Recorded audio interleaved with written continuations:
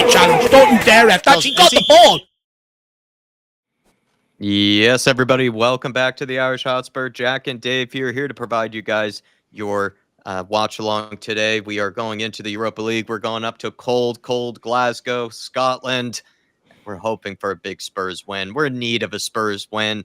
I think we've been having to really go through some tough games here. We've seen the maybe elements of a good performance, but then it just didn't end up getting over the line for us. And now with the Europa League, starting to get to a wrapping up stage in this preliminary period, we need to pick up a win here so that we can solidify our hopes and maybe going really deep into this competition, right? This is a huge game for us. If we pick up a win here, pretty much, can rest easy that we're probably going to be able to avoid the playoff rounds, which would mean extra games. And at this moment in time, with all these injuries, we could probably use fewer games right now. Yeah. But this is a huge game for Ange, for our Europa League hopes. Just as us Spurs fans, we want to go deep into this competition. It's one that I'm really putting a lot of my hope, my dreams, my eggs into the basket for. And we also just need to see a win for Ange Postecoglou, so that maybe just that pressure and the conversations that we continue to have can maybe just be put to the side for a couple of days. But Dave, am I doing this quick intro as best I can maybe for this game? No, look, 100%. I think when you look at Man United, they're winning tonight as well. They're winning, 2-1. If they win tonight, they're all of a sudden fifth in Europa League standings. So I think with them bringing in a new manager like Amorim, I think it puts more pressure on someone like Postecoglou to deliver the result tonight, put us back ahead of Man United, put us firmly inside that top 8, because no one wants them two-legged playoffs in February. You got the FA Cup then coming into it. If you're still in the Europa League, if you beat Man United, you're still in the Carabao Cup. So you don't want them games piling up. You want to try and avoid them if you can. But I think for optics, I think for Postecoglou's future, I think, if you finish inside the top 8, you get to Christmas, you're inside the top 8 Europa League, and you're in the next round of the Carabao Cup. I think many Spurs fans look at it and go, do you know what? We want the trophies. We're still in the hunt. But let's get them to January. And I think it sort of gets more people on board, especially if you beat Southampton in between. So I think it's an important game tonight. But not only that, every other team finds us a laughing stock. No one rates the SPFL. No one rates Scottish football. Last thing you want is them having bragging rights.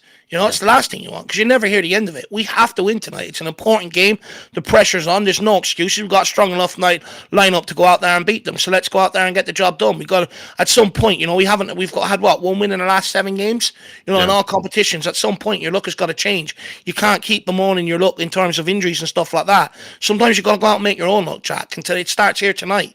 You've got to run 3 games that are very, very important for this football club. Recognize it, go out and get the job done.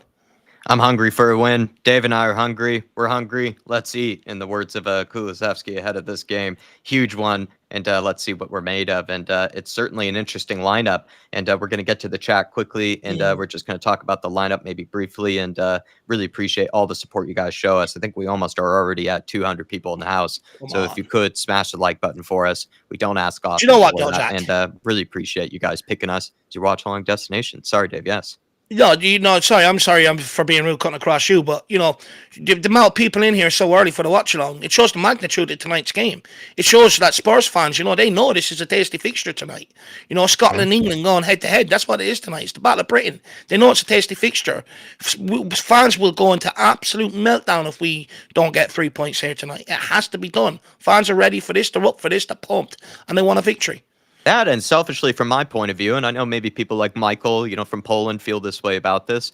I'm really the Europa League is my competition for us this year. This is the one I really do care about. And I don't want to be nervous at all of us having to, miss qualification or go through some tricky playoff games or something that we can avoid. I really don't want to have to go through that, because this is the competition that actually I think means a lot more to me than even, let's be honest, because I think as much as we joke, saying the quad is on, I don't think our Premier League, title chances are too strong at the moment. So this is really the competition that is absolutely realistic for us and should be realistic for us. And, these are probably not always, I think this is a great game on paper, Rangers versus Spurs. But, sometimes when we play these Elfsborgs and Karabakhs and whatnot, maybe they haven't been always the most exciting to look at on paper. But for me, these are actually the most important games for, selfishly, my point of view this season, if you get what I mean, for what 100%. I want us to do.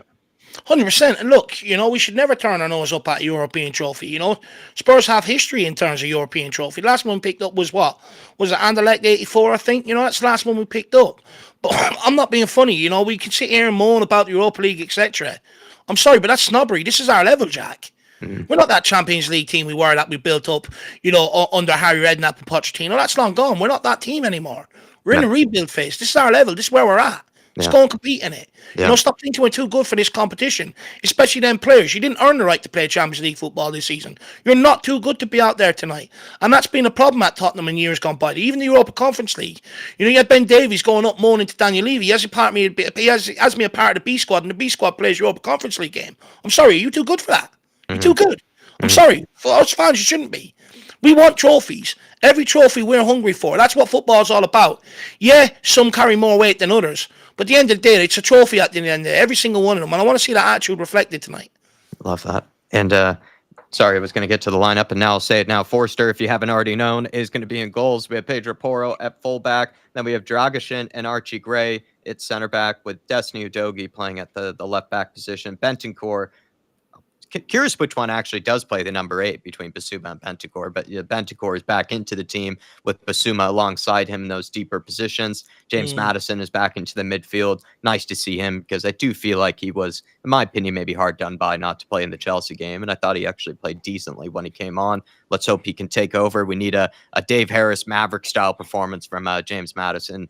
James Matters in this one. And then Brendan Johnson on the right. Continue, always picked by Anne. She's going to play tonight after having to be pulled off for, I think, experiencing some illness. I think the same one that Solanke had. Solanke, if you couldn't tell already, is on the bench, as well as Will Lancashire, 2 designated number 9s, quote unquote, have been left on the bench, and he's gone for Sonny, the Capitan, down the middle, who is probably desperate to score some goals after missing some chances. And then you also have Timo Weenie, our favorite, the Timo Speedo, out on the left, and curious to see what we have in store. With Timo, it's always just going to be, a show. It's kind of just strap yourself in, turn on, the TV program, because it's Timo Werner, really. You never know what you're going to get. Sometimes you get a Timo masterclass, and then sometimes you get a Timo disaster class. So I'm excited, actually, in that regard, just out of a more cynical kind of way and masochistic way. But Dave, anyway, I mean, the only thing I'm kind of a little frustrated with is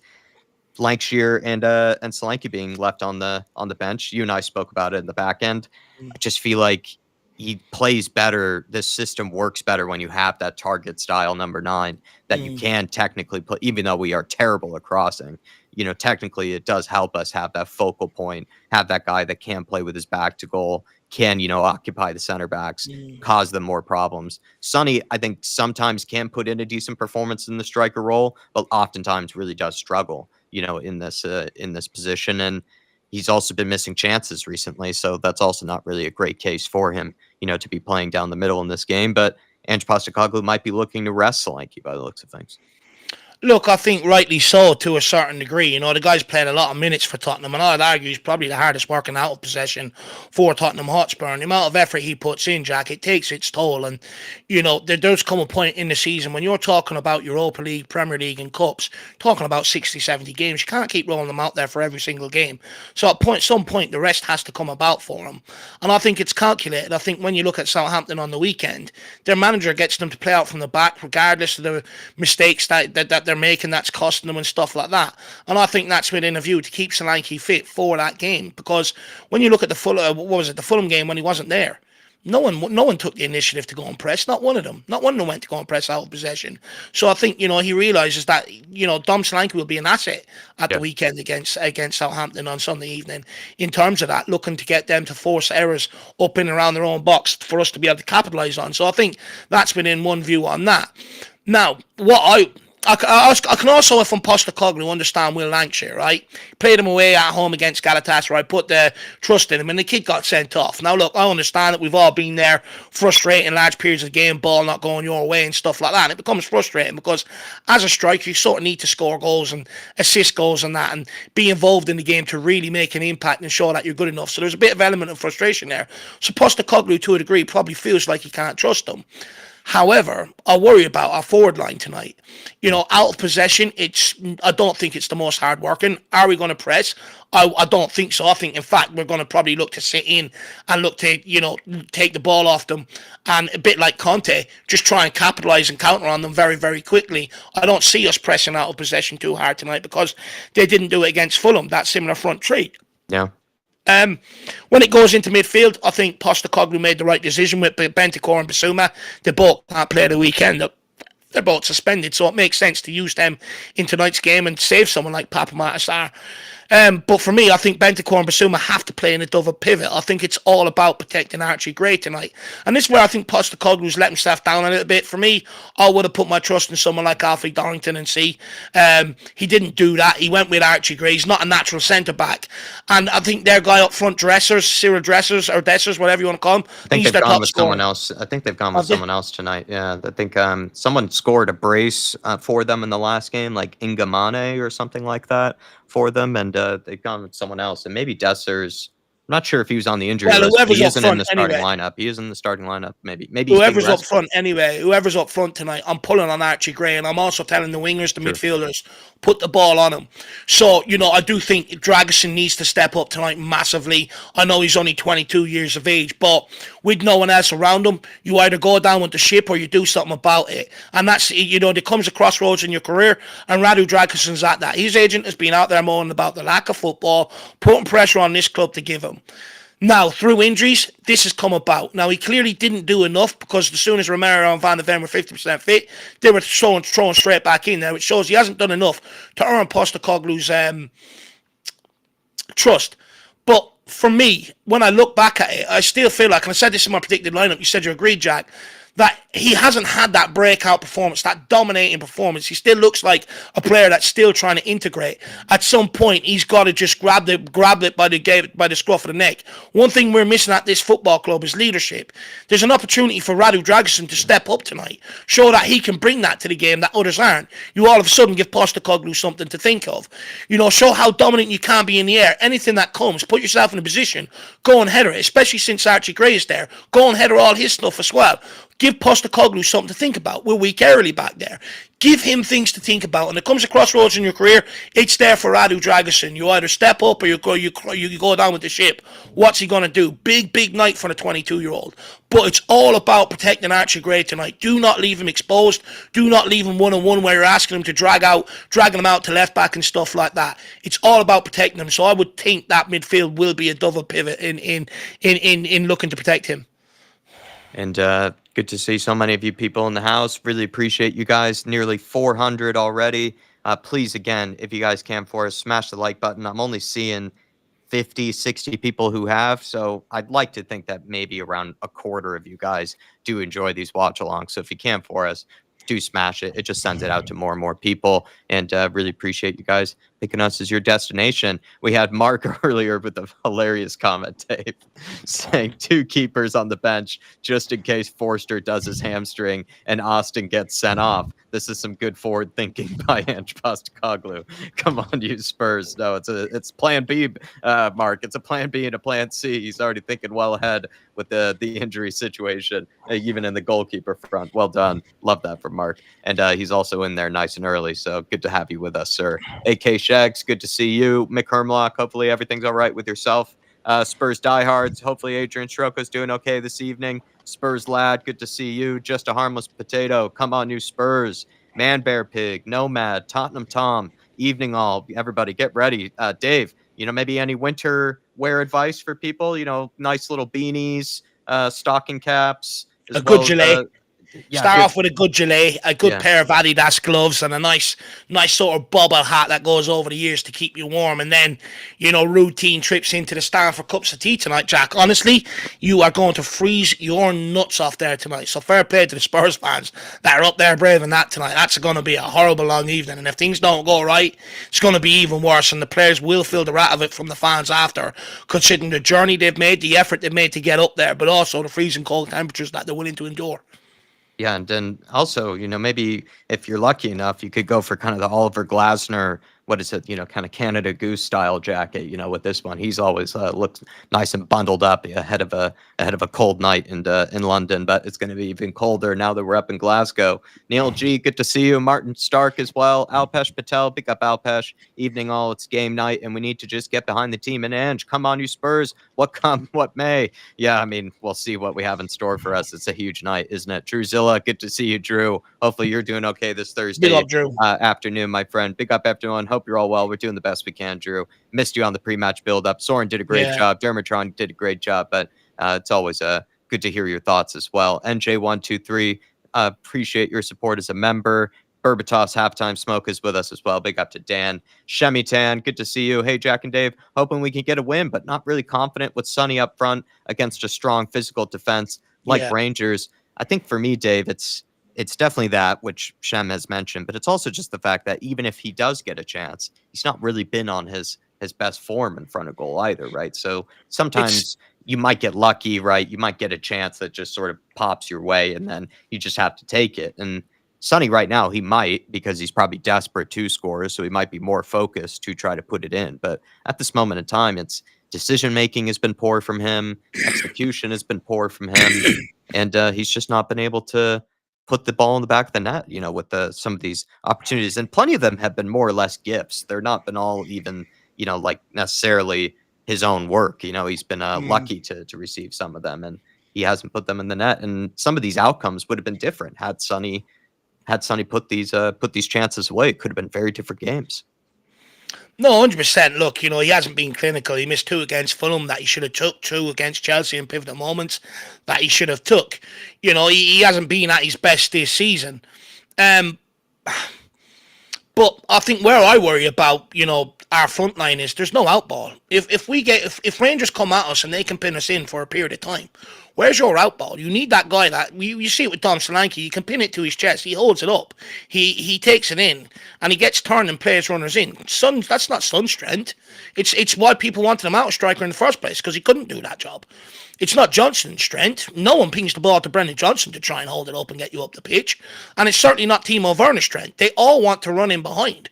So if Rangers end up sitting up low block tonight, it's a double-edged sword, because you're not going to be able to have the right components across your forward line to be able to break that down. What you need is players that can get on the ball, take their man, or create 5 yards and put a ball in the box straight onto your striker's head.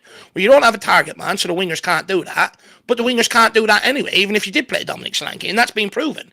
So I think, you could be causing a rod off your own back tonight. I think the whole game plan is, look, sit back, invite them on, and look to counter. I think that's our only hope tonight, to be quite frank. I think it is maybe a missed trick from Postecoglou. I would have probably went with Llewellyn Lancashire. If you want to rest Solanke, I would have went with Llewellyn Lancashire and then bring Solanke off the bench. But I think it's going to cause us serious problems.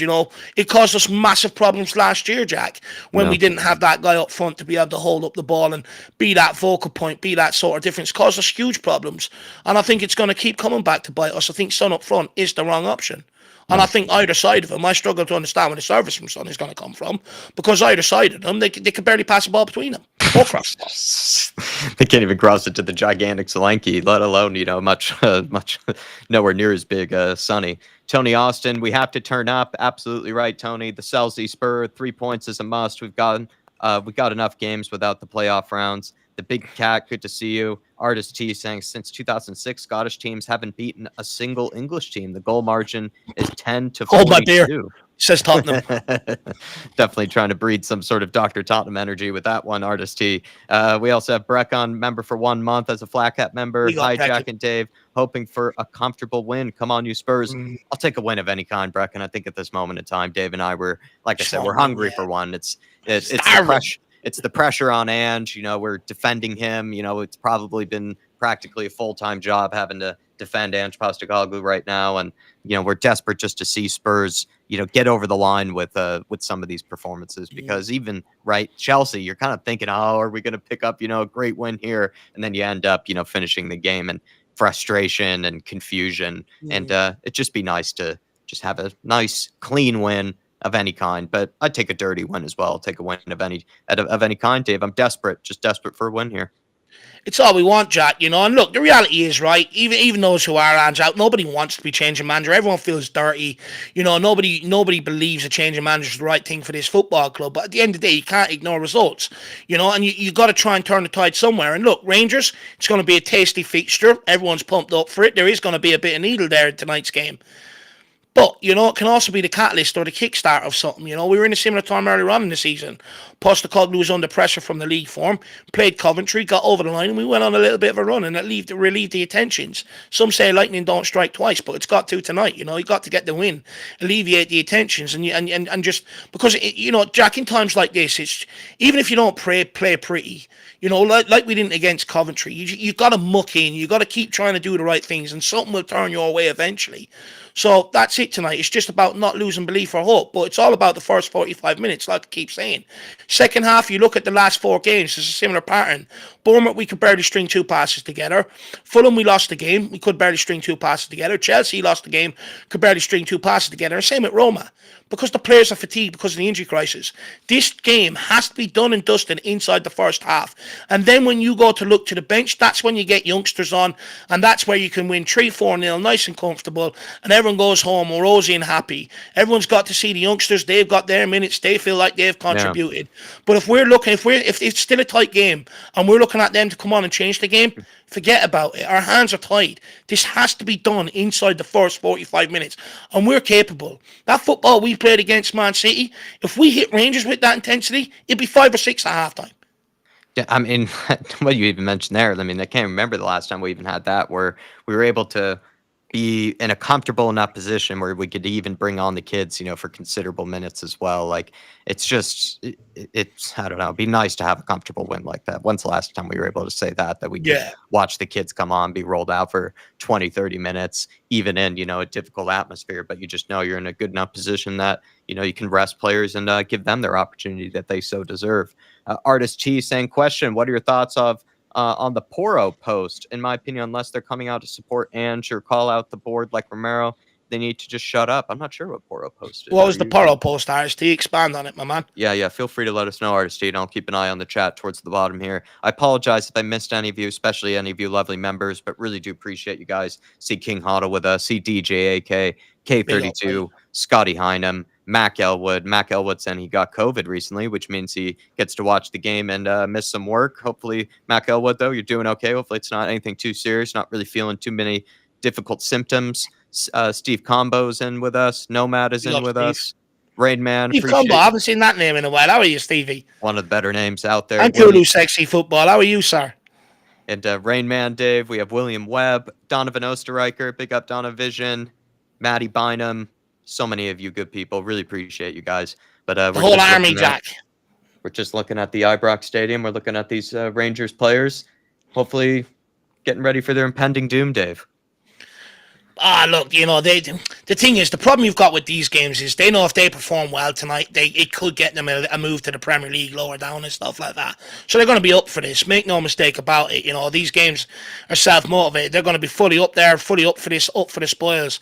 Anyone that says, there's not bad blood between Rangers and that, it's not even that. You look at the Celtic element that's running through Tottenham, they're going to make it hostile, and no one can tell me they don't care about this when they're all sitting there with their stupid little flags as well. So, it's going to be a tasty game. But, Jack, this is what European football is all about. This is what we signed up for, right? These difficult Thursday nights away from home, cold, places you don't want to be. How can you turn up? If you turn up in these games, that's what wins you the competition at the end of the season. The pressure's on the football club. Reportedly, the players are behind them. We'll go out and do it tonight then. Rangers, it'll be a difficult game, but you can make it easy. All you got to do is outfight them. You got to outrun them. Then you got to be prepared to fight them, demoralize them, and then let the ball do the talking. You win this game. It's not an easy game, or it's not a hard game to be able to navigate. You just got to have the right motivation behind it. No, absolutely. And I'm also seeing Stevie Frazier in with us, one of the best midfielders out there. Dave, Stevie Frazier in the house. Derek Hutchinson, too. Big up to Derek. Artist T is with us.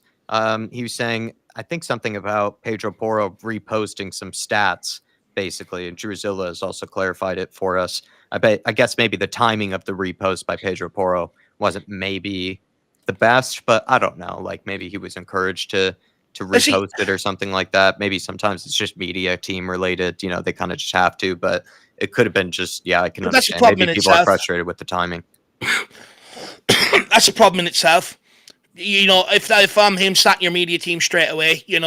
It's stupid. You shouldn't be doing stuff like that. If you're at a football club, you shouldn't be posting stuff that navigates to the other side of the argument. Second of all, I'd say to Pedro Porro, I love you. You got me hooked with that. When you went back at Team Sherwood, I absolutely love you, and I think you're a fantastic player on the ball. But, why don't I start posting his defensive stats this season? I mean, two can play that game, right? You know what I mean? And this is the problem. Take a long, hard look at yourself before you start blaming everyone else. If this guy is performing week in, week out, and could defend week in, week out, then I'd say, do you know what? Fair play. You have every right to come out. You're doing absolutely everything you can. But when you're performing the way he is defensively, I don't buy into it, and I don't want to hear it. It's an excuse. Absolutely. Just getting ready for game here, everybody. Feel free to sync up with us. Come on. Thank you for anybody, like I said, who's joined us for this one. Appreciate all the support you guys send in. Fan cams, send them in after the game. Consider becoming a member, everybody. Lots of members content coming, and plenty of match previews as well. Let's bloody go. Come on. We're the mighty Tottenham. And we've gotten kicked off here, everybody. Good to see you, Eugene. We used to be kings of Europe, and we want to reign supreme again. Come on. Oh, this is good football from the start. Brendan Johnson into Son. Back to Johnson. Come on, Spurs. Lovely play from Johnson. Lovely left foot. Good ball out to Werner. Werner cuts inside. Oh, corner kick. Come on, give it to us. Well done. Oh, what a start by Tottenham. Nice and fresh. Come on, Spurs. People saying encouraging start. Very encouraging start. It's a well-worked move between Son and Johnson. You Spurs. It's a huge start from Spurs. And very nice. Rangers have been absolutely dismal defending set pieces this season. They do not track their man whatsoever. So if we can get a right delivery here, there's every chance we can capitalise on some set pieces tonight. Oh, Jesus. Straight into the goalkeeper's hands. Fucking hell.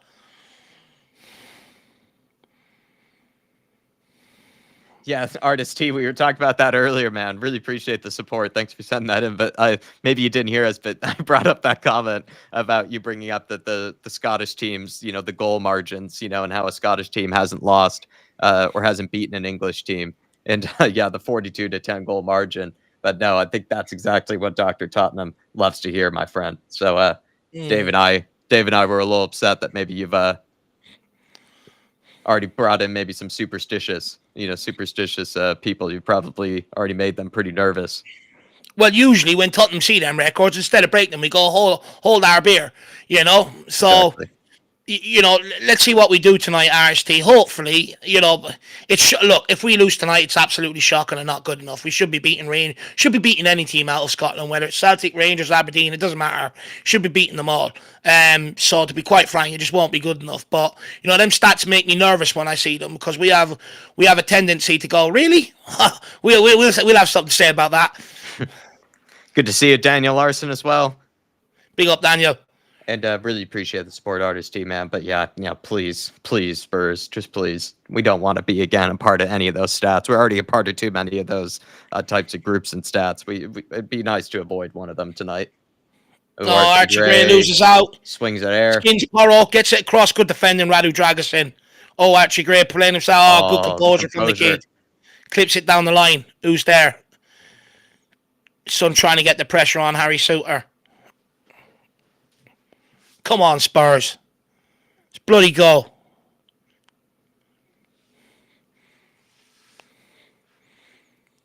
Rangers look to go long. In behind. He's on the end of it. Surely he's off. Surely he is offside. Yeah, I think he's off. Good to see Ian Ferguson. My ego won't be able to take it if Spurs lose to these guys. Ah, stop. Stop, Ian. But big up Lean Area as well. Good to see you. None of us would be able to take it. The thing is, we've had it up to here of defeats and shit. You know what I mean? Had it up to here. None of us can take it. We just want a victory. It's the season. Everyone else is jolly this month, except for Spurs fans. It's wrong. Great. Good ball down the wing to Johnson. Tries to feed him Bentancur. Bentancur probably just itching a play. He's just going to be running all around the pitch tonight. And he probably, being from Uruguay, maybe wants to be warm. So he's going to try to get some sprints in. Oh, that's too easy to play around Porro and Gray there. They're exposed in behind. Dragusin has to come across.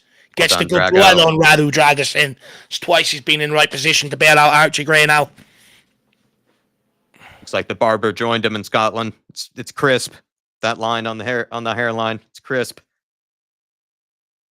Oh, I think Mike might have went there, Dave.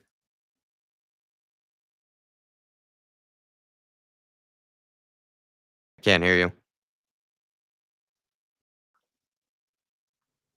The ball's played down the wing here. Throwing for Rangers. It's some interesting players, like some guys that I feel like I had heard of before that maybe are some young talents. And then they also had a former Wolfsburg player who I think his name is Cherny or Chervy, who kind of Can you hear me now? Yeah, I can hear you now. Gonna have to re-add you in though. It looks like it's gonna. Oh no, it looks like you're back on screen. It was able to reload it as the same link. Lovely jubbly.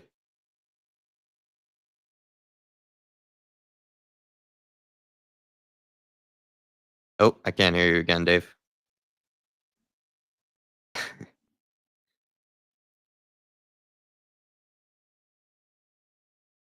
Rangers went with a big ball in behind, and we really struggled from this, but we looked like we pretty much caught almost everybody off sides there. But Radu Dragusin did not do well.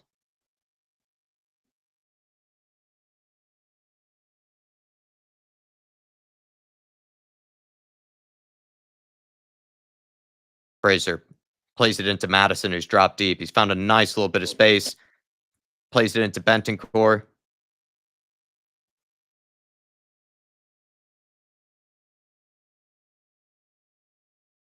Out wide to Chervy.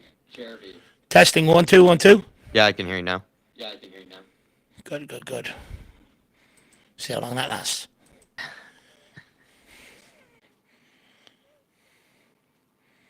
Someone's vaping in the stands anyway. A big cloud of smoke there for a second.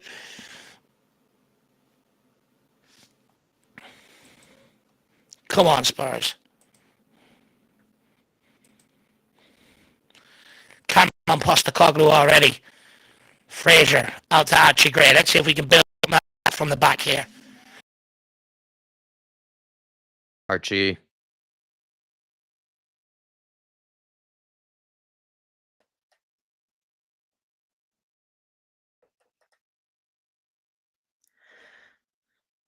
He looked a little wobbly on the ball there, whoever that was for them. I can't hear you, Dave. Sorry.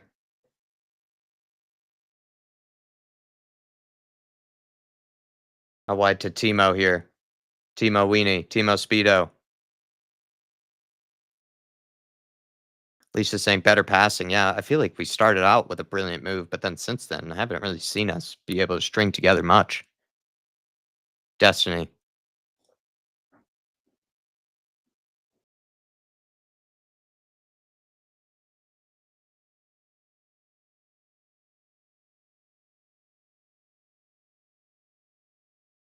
Archie. Finds Pedro. Plays it back to Radu, who plays actually a really nice first-time ball out wide to Timo Weenie, who's got space here, Timo. I think he finds James Madison, who's come out to help. James Madison gets in a little scuffle with their number 10. Basuma receives it. A little bit of a sketchy touch there, but gets away with it.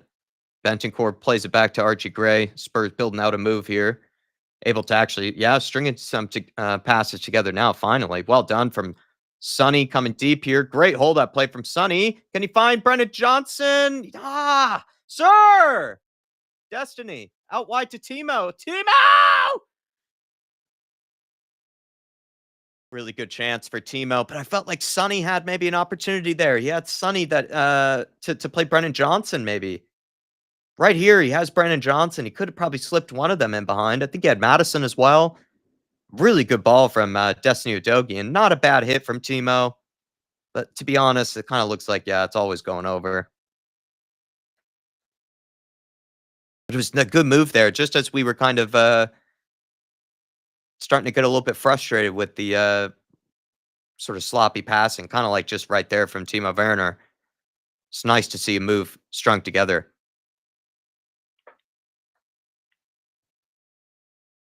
Dragon.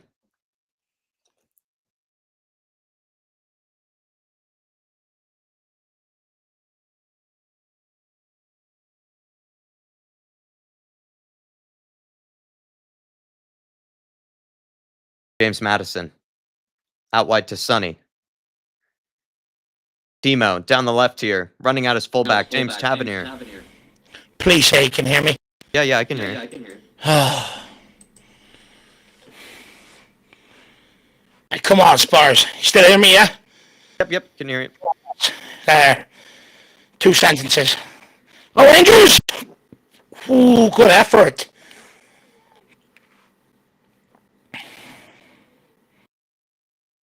Those boys are bouncing. Nice little move, actually, here by Rangers. They found a little bit of space. Sailed it over the bar. Bajrami.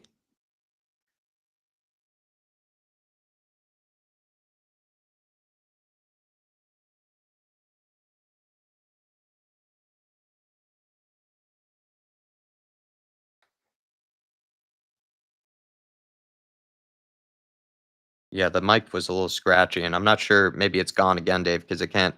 If you're saying something, I can't hear you.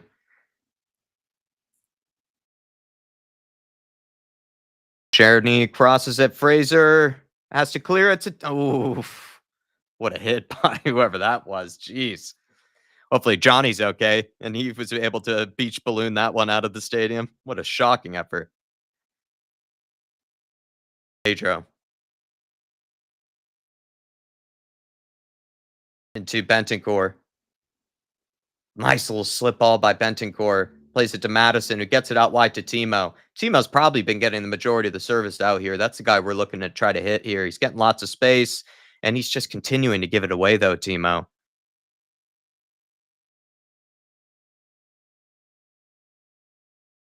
It's just so frustrating, Timo Werner. Nice little ball, though, from Pedro Porro. Madison starting to come alive here. Gets it out wide to Timo Werner. Timo Speedo. What can he do this time? Slips it down into the box to Madison. Cuts it back to Sonny. Oh, that's the chance that matters in Sonny. They like to do that. They like to create that sort of... I can hear Dave now because I can hear myself. Dave, I can't hear you. Right, so I'm back. You are back, yeah. Am I causing you issues now? No. It's no. Okay. No, dude.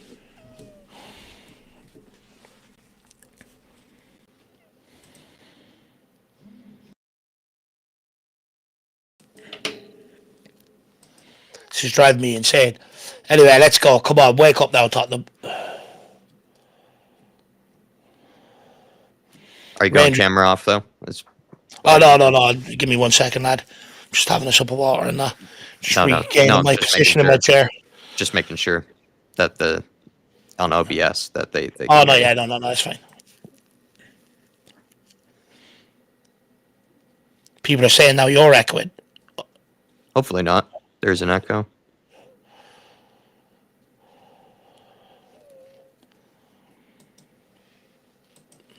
Let me know if there's still an echo in the comments, guys. I apologize about this. Dave looks spent already. I think we're all spent. But we have strung together some good moves.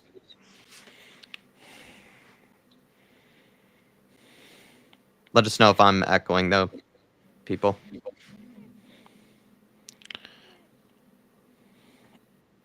Johnson, where's that Porro? 23 Porro. Jack isn't echoing on my end, says we are Spurs to you. Mark says no. I can't hear echo. Okay, Grant, thank you. We're just gonna roll with the punches here, everybody. It's gonna be a cold night in Ibrox, and it's a cold night on this watch along. Appreciate all the support. I'm having a bad week. It's a cold night. I'm having a bad week. We're just gonna have to go with the punches. Come on, Bentancur. Good ball. Come on. Got the stats up as well for you guys. At least that's working, everybody. We're gonna have to make do with fire. You know, we're with can of beans. You know, small little phone screen, little game board. You know, like what Dave had when the power was out. You know, just got to make do with the simples today, everybody. Oh, come on. Peanut butter jelly sandwiches type of watch along today. Do you know, I wouldn't mind trying a jelly and or a jam and a peanut butter sandwich. Yeah, it's a good kind of fuel. Sounds nice. Dragusin. Oh, Lord. It's starting already. Well done, Werner. Come Timo on, has had the Spurs. majority of the service, Dave, but he's just been so frustrating with it. He's not done much with the service, you'd say. There we go. Let's get moving, Porro. It's under hit. It's Yeah, what leaves him chance are you short there. giving Johnson there? It's under hit towards him. Put it into him with a bit of fizz. Sloppy from Tottenham. You can already see what's coming. Well on Gray.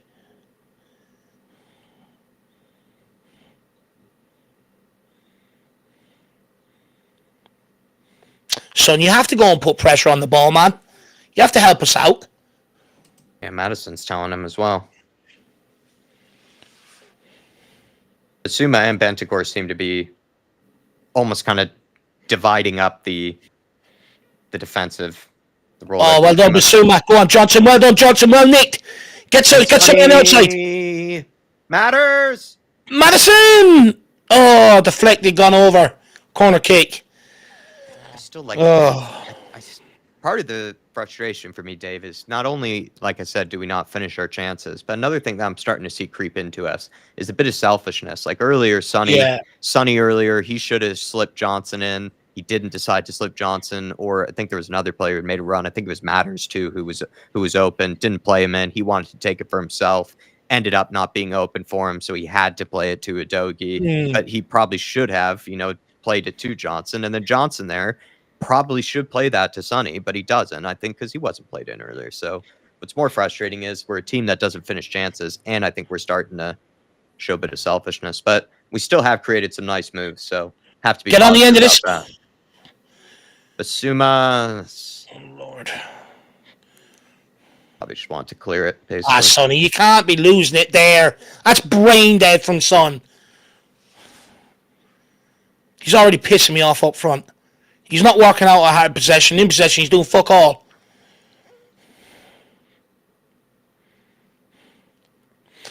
We got to capitalize on them breakaways. We got to be a lot more decisive. And like you said, play the right pass or, just make the right decision, basically. Mm-hmm. Werner. Come on, Timo.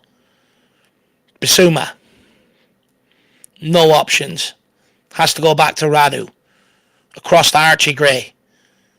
No one there, so he has to go back to Radu. Basuma looking to pick it up. Let's go forward now. Good ball into Madison. Does well to get a hold of it and lay it back off. Madison drops deep to receive it again. That's better. Had Timo there. Basuma, he does hold his hand up to apologise. He recognises it. That's good that he does see it then. Archie Gray. Johnson has to come inside. Well done. Good ball out to Porro. Great ball out to Porro. What can Porro do? It's wrong angle. Gets it all the way out to Werner though. Werner picks it up the opposite side. Back to Madison. Bentancur screaming for it. He fancies this game. Yeah, I think Bentancur needs to come alive in this one. Needs to just... Skin him, Werner. Well done. Good ball, maybe? No, not enough. Matters has to bring this down. Lovely. Great touch, Madison. Lovely, son. Pedro needs a runner. Someone running behind for him. Johnson's too narrow there. He's got to get out wide. If he is going to come narrow, make that little dip in that run. Make that little run beyond the center. Good ball out to Bentancur. Play that. Well done, Bentancur.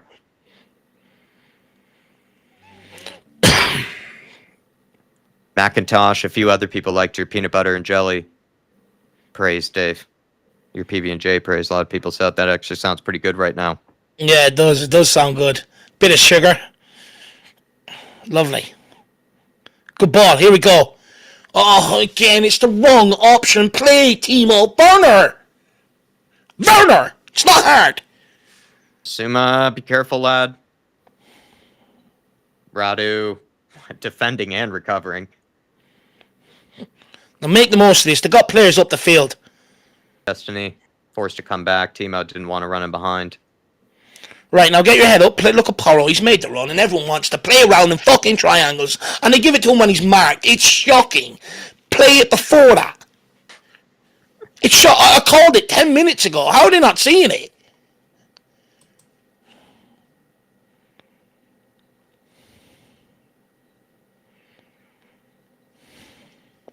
Suicide football. Come on, Spurs. We just need to get that first goal. Archie Gray goes for something a little bit different in behind to Johnson, nowhere near accurate. May as well get the seatbelt and buckle me into this chair, Jack. It's going to be a long evening.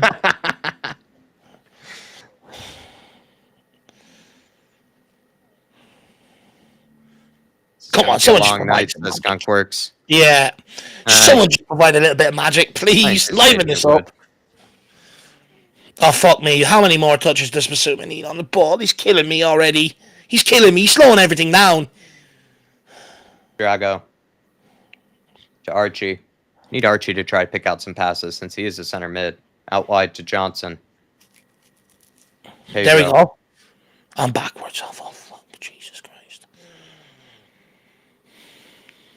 Destiny. Find Timo. Oh, my Lord. Oh, my Lord.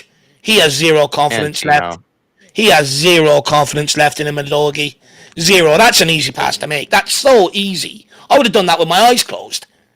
With a burger in hand. What an idiot. Well, he should be sent off.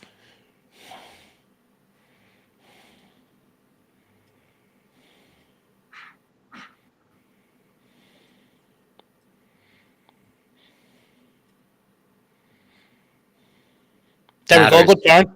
Good turn, Madison. Trying to play him. Play him. It's overhit. Can't play it on the floor. Why can no one knows how to cross the ball on this team? No one knows how to cross the ball on this team. No wonder they're probably doing those drills all the time. It's such a simple ball to play as well. Just whip it low and hard across the box, let him get his feet onto it. Something he's not known for his head. Why are you putting it in head height? Why do they work on that, though, so much? And then in the games, though, they just can't even seem to do any one of those type of low crosses across the box.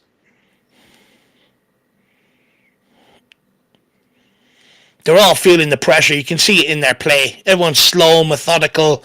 You know, no one wants to give away the ball. They're all jittery. You can see it in every single one of them. The pressure is they're well and truly feeling it. And his beard looks a little fuller. Season for it. He might be out of a job. He might have to get a last-minute job as Santa stand-in. Johnny in there? Can you see Johnny? No, I don't see him there.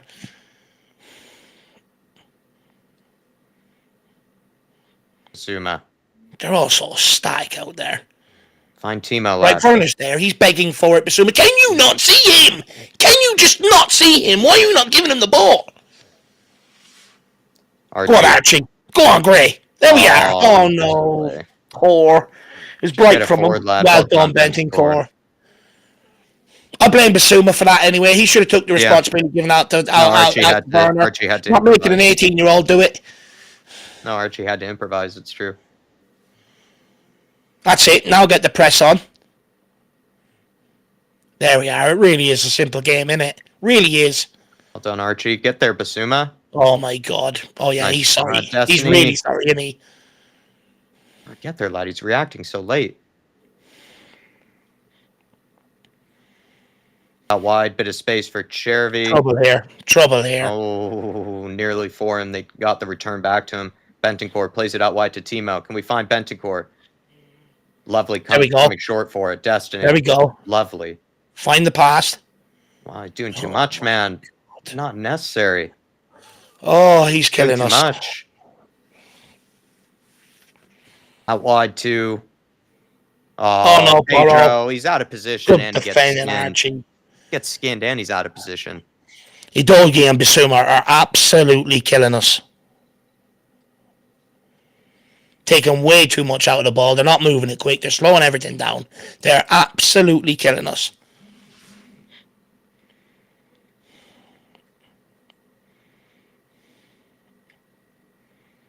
What are we doing? Having a fucking midwinter break. Get on with the game.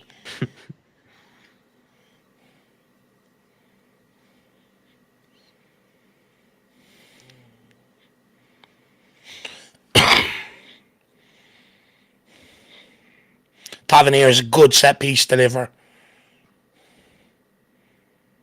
Oh, well done. Get there. Get there, Sonny. Oh, my God.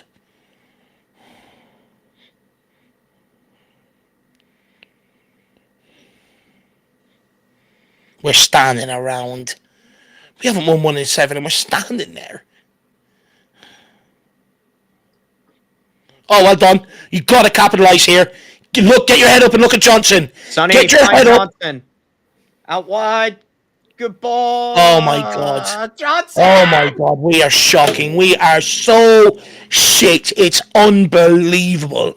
We are so crap. It actually hurts. Pedro. Oh, well done. Come on, Paro. Get your head up. Johnson, lad. Play one of them, man. What is he even trying to do there? One of them. At least we are useless. We are bloody useless going forward. We are shocking. That is a simple overload down the left-hand side, ball to Johnson on the right-hand side, and we cannot execute it. It is shocking. And not only that, they give us the ball straight back. It's a simple feed through to Johnson. We can't even play that. It's shocking. And now Destiny Adorji's caught hopping on the other side. Rangers in behind, gets the shot off on Fraser, he saves it.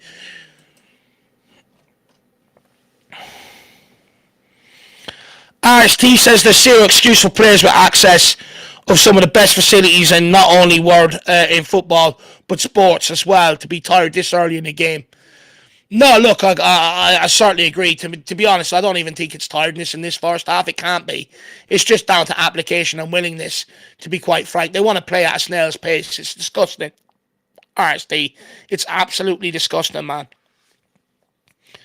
And then in possession, when we're, no way, we got away with that. But then when we're killing ourselves in possession as well, you know, like that breakaway there, that's just simple execution. Overload down the left-hand side, use it, simple ball in behind the back four, and we just make it look like it's rocket science. It's absolutely disgusting. Big up, RSD. It's really frustrating, artists. Lack of quality is so frustrating. That's better, Basuma. One touch. That's better, Adorji. Well done. See what we can do when we move it one touch, guys? Werner on the fullback. Cuts it in. To Madison. Back to Werner. Werner, good ball to Bentancur. Bentancur, good touch. Plays it back to Pedro. On to Johnson. This is better from Tottenham. Jeez, we string out 8 passes together without losing it. We just do it every few minutes. We just don't do it that consistently. It feels like we'll string together a lovely move every now and again, but it's not been that consistent in this game. Oh, that's better, Sonny. Choosers, and I guess in this regard, but we have had a couple of chances to look a little bit better. But yeah.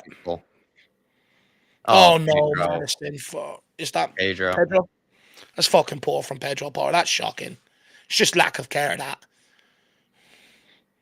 you got to defend that. Well done, Radu. Man, coming on to it. Diomande. He's done the right thing. Like he's done the right thing there, Radu. Where's the midfielders tracking back, picking up that ball?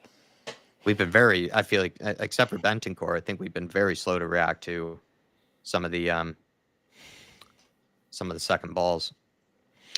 Do you think it's the case of the weather getting into them jacks, taking a while to get up and running? Because, you know, for me, there's nowhere near enough movement out there.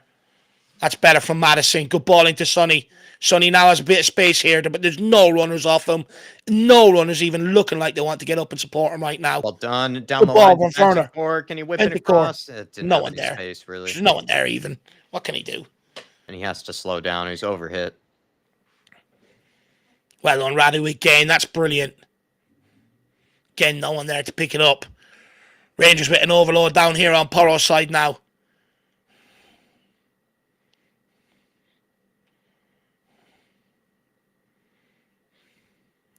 Why are we fucking jogging? Thought this was supposed to be a high intense game.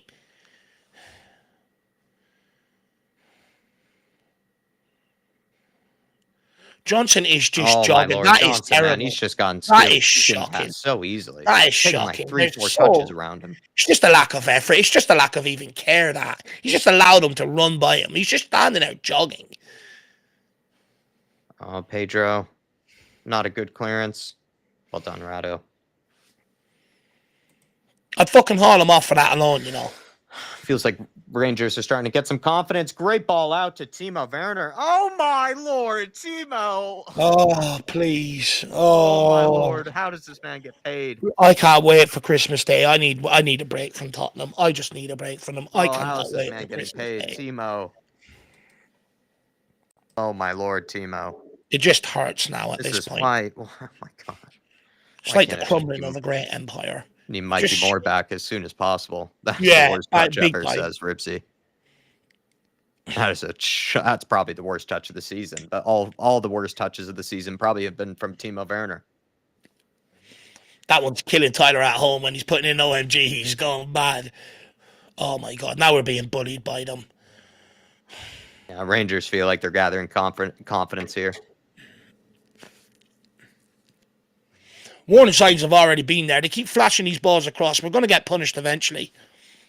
Oh my Lord! Not even a convincing clearance for Timo there. We are just so zapped of confidence. We are so drained of confidence.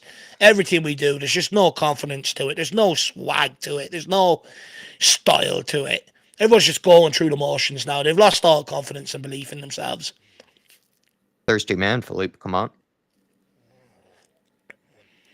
That's what the cold air does to you when you're from a warm country, Jack. You think Belgium's a warm country? Well, he's from Belgium. I thought he's French. He might be French, but I think he's Belgian. But from the French part of Belgium. Oh my God, we're even jumping for the same balls now. French speaking, should I say?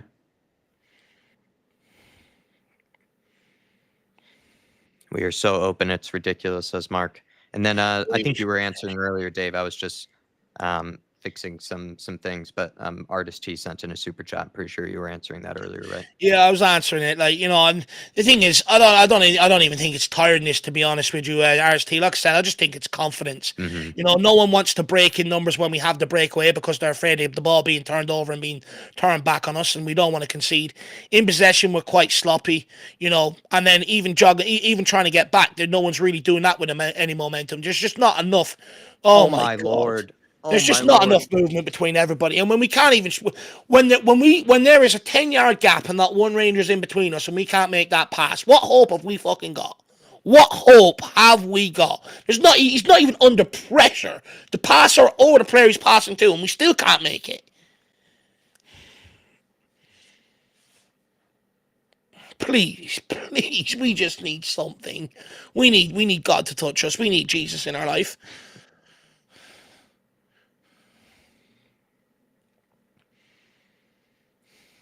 Like, look at this. Son, even if Son makes the attempt, everyone else is just jogging around behind him. And even Son's attempt is lackluster. He doesn't even believe he's going to get the ball.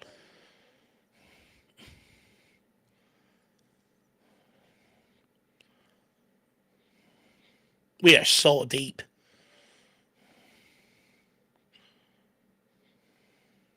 Oh my gosh.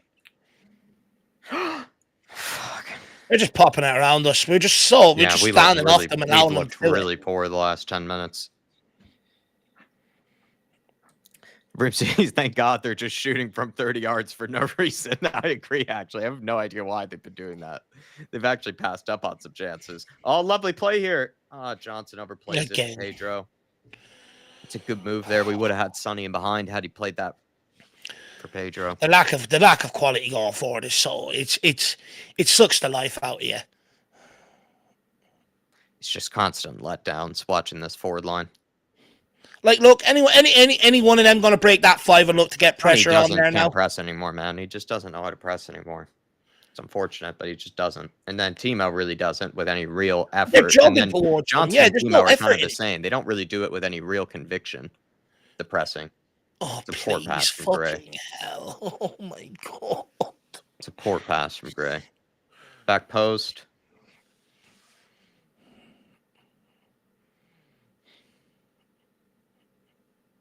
Bentancur, good touch. He's the only player of any real quality out there.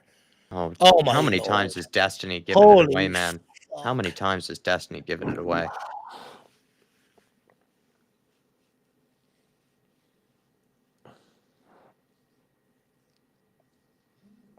Why are we stopping the match? Well, I mean, what hope have we got? I think there might be an injury, Ripsy. Yeah, I think there's an injury on Rangers' behalf. He needs to get Dom Solanke in at half-time for the pressing and the pressing only. I can't watch this sitting off Rangers and watching them pop it about. It's embarrassing. Just being embarrassed. So far, it's 56% possession of Spurs, 44 to Rangers, 8 shots on goal for them to our 4. They've had 2 on target. We've had 1. We're not even moving. We're not even out of first gear. Werner's gone to press there, and the guy just simply jogs by him with the ball. No intensity, no belief in what he's doing. Johnson, the same thing there a few minutes before that. Same thing. Son going after the centre-backs half-hearted. There's no belief. There's no real effort in it. At least when Dom Solanke's there, he does it with conviction, and he forces the fucking mistakes. You know, these guys are doing it half-assed. It's absolutely embarrassing. And then when they pop it into the midfield are so far off them. Then when they pop it out wide, the fullbacks are so far tucked inside. It's a complete shambles and a complete embarrassment. Get to grips with the fucking game. It's not hard. These games are easy. All you got to do is just be up for it, match their intensity, you know, and outfight them. And once you do that, your quality usually does the talking. But we won't even do the basics. We won't even do the basics, man. 34 minutes in. I don't even have belief that they're going to go after them in the second half. This shit is going to continue.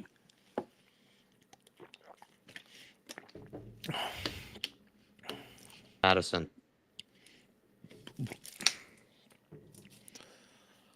Archie. To Pedro. Clips it over the top to no entry. Pedro's seeing ghosts out here, man. It's to nobody. Pedro looks like he needs a break from football the way he's been playing. Way. Good interception from Radu. Destiny. Please just retain possession for us, Destiny. That's better. Down the line, Destiny. And that's overhit for Werner. Like, it's just overhit. What chance do you have? Like, we're making it's a good run, but it's got to be just a perfectly weighted pass. It's overhit. This is why, people blame the intensity for pulled hamstrings. It's because the amount of overhit fucking passes we make. Constantly stretching for it. Benching for.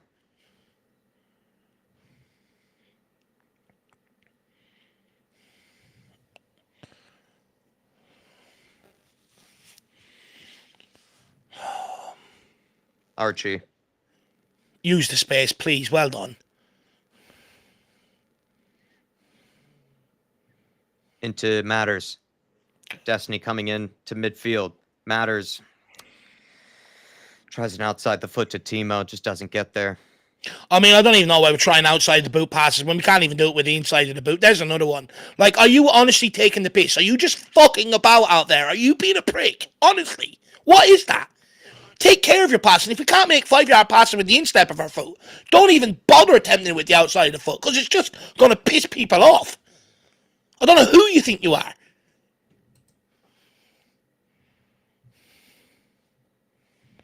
Super chat from Paul Markey. Big up, Paul. Oh, just a moment. Matters, sir! Surely there's a card there, ref. Gotta be. Oh, it was a great interception by Madison. It was just perfect opportunity, but then they just took him out. Yeah, he kicks his leg. He kicks the back of his leg. That's naughty, that. That's a stinger. Damn, he had him as well. I'm not even sure if that was the right option, though. He actually had players on the inside of him that he probably could have played. Paul Markey. Been watching Johnson now for almost 18 months and haven't yet seen him beat a man. Absolute waster. Poro's still leaving gaps and giving the ball up. Listen, Poro's not been playing well the past 2 weeks. He's been absolutely atrocious. It's basically the last international break, I would say, for the most part. Is just since his last inclusion to the Spain team, he's just come back and has not been the same player. Maybe he's had 1 or 2 good performances that I'm missing here and there, but for the most part, it's been really frustrating from him. And then with Johnson, I don't know, man. Like, I think people have probably all come to the agreement in some way, whether you like him or whether you love him or whether you don't like him, that he's just kind of a guy that knows how to get into good opportunities, good areas to score. But apart from that, what does he really actually offer? Like, he doesn't really offer anything other than just being at the right place at the right time to put the ball in the back of the net. He often looks disinterested. Honestly, and I don't think he is, but it comes across as disinterested, especially his effort out of possession. It's shocking. Oh, that was a free header. He doesn't direct it. Someone support Radu. Suma. Into Matters. Someone make a run for him. Yes. Oh, there we go. Werner, please, Werner. Yes. Oh, what a save. How you've not fucking scored. Johnson, how have you not Praise him scored? as well. That's what he's good at. Tapping. Offside. Said he's offside anyway. Timo might have been. Maybe Timo's off. Yeah, he was off. He's ahead of the ball, Johnson. It's the wrong option from Werner, though. He's got the pull back there. He's begging for that. Bentancur or Madison, one of them there. She's brain dead. Create. He just doesn't know how to create. It's really frustrating. And I even saw someone in the chat which mentioned something that I thought was actually kind of funny. They say when they listen to the radio that Johnson's name is almost never mentioned. And that's a concern. And that would be because, right, he's not actually getting onto the ball and making anything happen. He just doesn't look interested most of the time, and it's just, like I said, it's just really annoying, out of possession. Like, he's a young whippersnapper. Realistically, he should be doing a lot of stunts pressing for him, running after the ball, but he doesn't.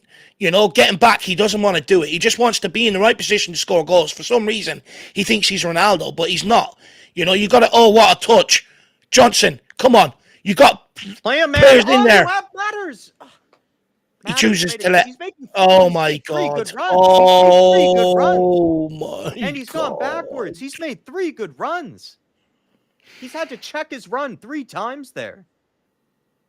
Dave, am I right by saying that? He had to check his run like 3 times, Madison. He's got 2 players running in there free behind the centre back. All you got to do is just clip that by a bit of quality. Here we go, Bentancur. No one's in there. Absolutely nobody. That's shocking from Brennan Johnson. And again, there, you got Werner Johnson and Son standing there holding each other's hands, doing ring a fucking posy. Not one of them there want to make the effort. As soon as that ball was lost and Bentancur picked it up, their first instinct should be straight into the box. It's just piss poor from the 3 of them across the front line. And Johnson to not even attempt to cross that ball when you've got Son, Madison and Werner all in the line running in is absolutely shocking. And it goes to show the reason why he went backwards, Jack, is because he can't cross. Oh! Ribsy saying nobody was interested in getting into the area. No, none. It's disgusting. Paul Markey, you're absolutely spot on. And as for Pedro Porro, he may as well be playing with 10 men. Out of possession defensively, he's MIA. And in possession, he keeps giving the ball away. It's absolutely shocking from him. Shocking. And it's nowhere near good enough. Big up Paul Markey. Daniel Larson with the super chat says, just want to say, Dave and Jack, you are the best in the business, in my opinion. Also, the Johnson apology form is cancelled. No, look, really appreciate it, my man. Look, at the end there, we feel it like everybody else is at this point. It's just such a lack of quality and a lack of care. They keep coming out with the right sound bites, but none of them are doing that on the football pitch. Oh, my Lord. He's just magged 4 of our players, Daniel. He's just magged 4 of our players. Oh, my God. He's skinned like 4 or 5 of them. We're just lucky he took a bad touch there. It's another ball towards back post. It's over hit. Get out there. Lord. Who is that? Or you go to one, Johnson, you go to the other player. Nope. Might have just magged 4 players there. Shocking. Thank you, Daniel, though, my man. Brennan, apology form very much put on standby, if not canceled. Matters, lovely. Too much. He's just got to play. He's got to do the give and go. He's just got to find Timo there if he can, who's wide open on the wing.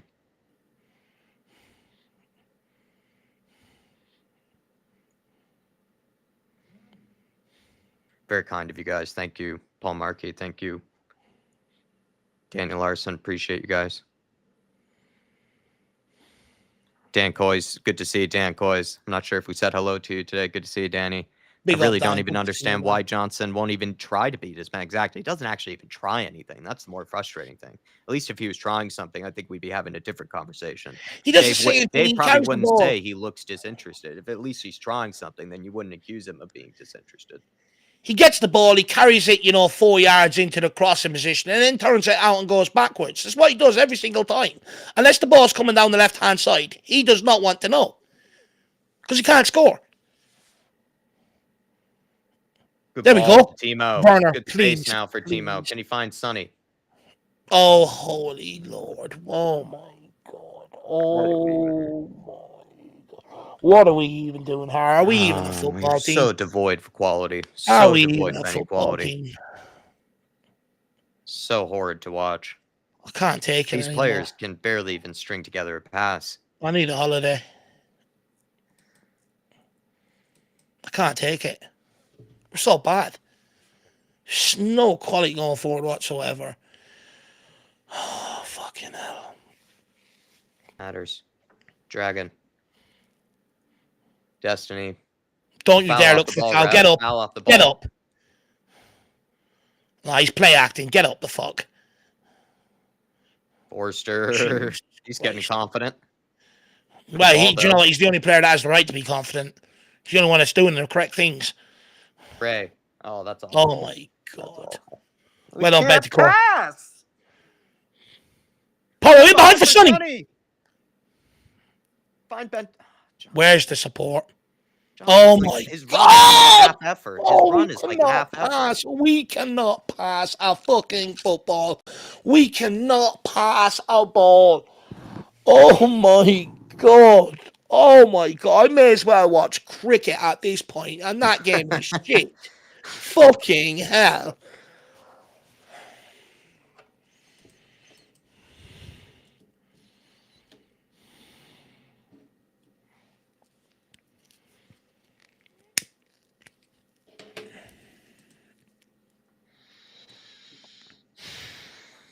Listen, everybody, get in your thoughts. It's about to be. I don't even know where halftime. to begin. It's been that bad. You don't even know what to pull apart, to be quite frank. Midfield is completely disjointed. The back line keep giving away the ball when they're trying to play out. If Porros and Dozier non-existent, and the forward line just keep giving another one. Just keep giving the fucking ball away. And we're throwing in loose tackles. Please, They've got the overlap don't here. concede here. Please don't concede. Just It's hold coming. on. Yeah. Oh, well done, Jesus. Fraser. Thank you, Fraser. Oh, jeez.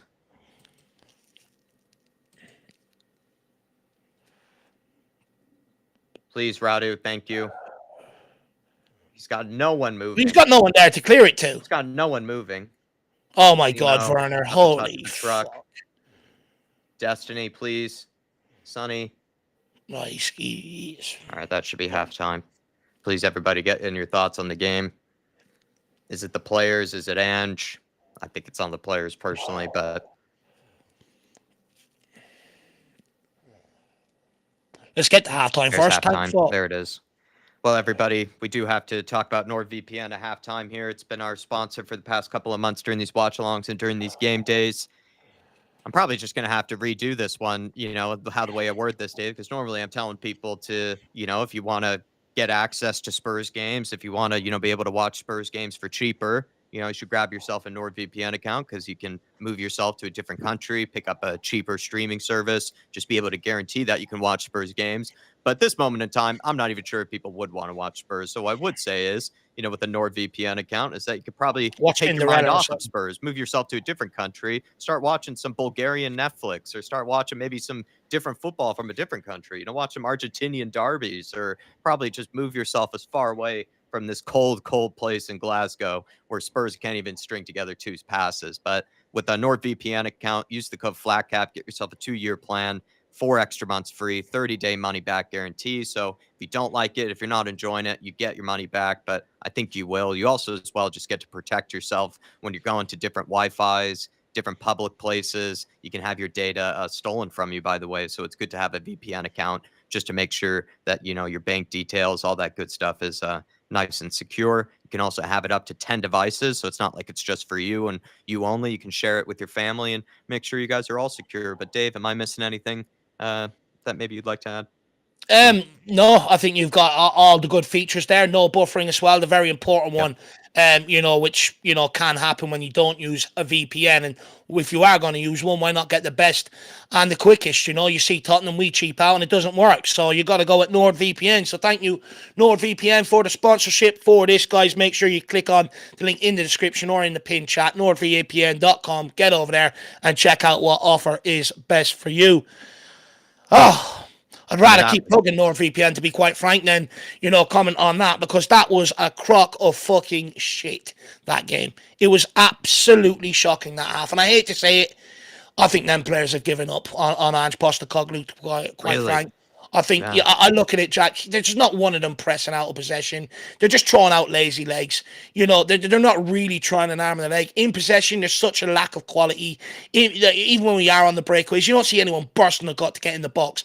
If them players are still out there, still out there playing for Postecoglou, you got guys bursting into the box to try and make it happen. You've got guys bursting backwards to try and stop attacks. I do not see that. I just see a lot of overpaid, lazy, overhyped fucking individuals out there. It's absolutely shocking from start to finish. Son, he's your captain, and he is not trying a leg out there. And anytime the ball goes to him, he loses it. Werner, absolutely useless. I'm sick of that guy. We should never have brought him back in the first place.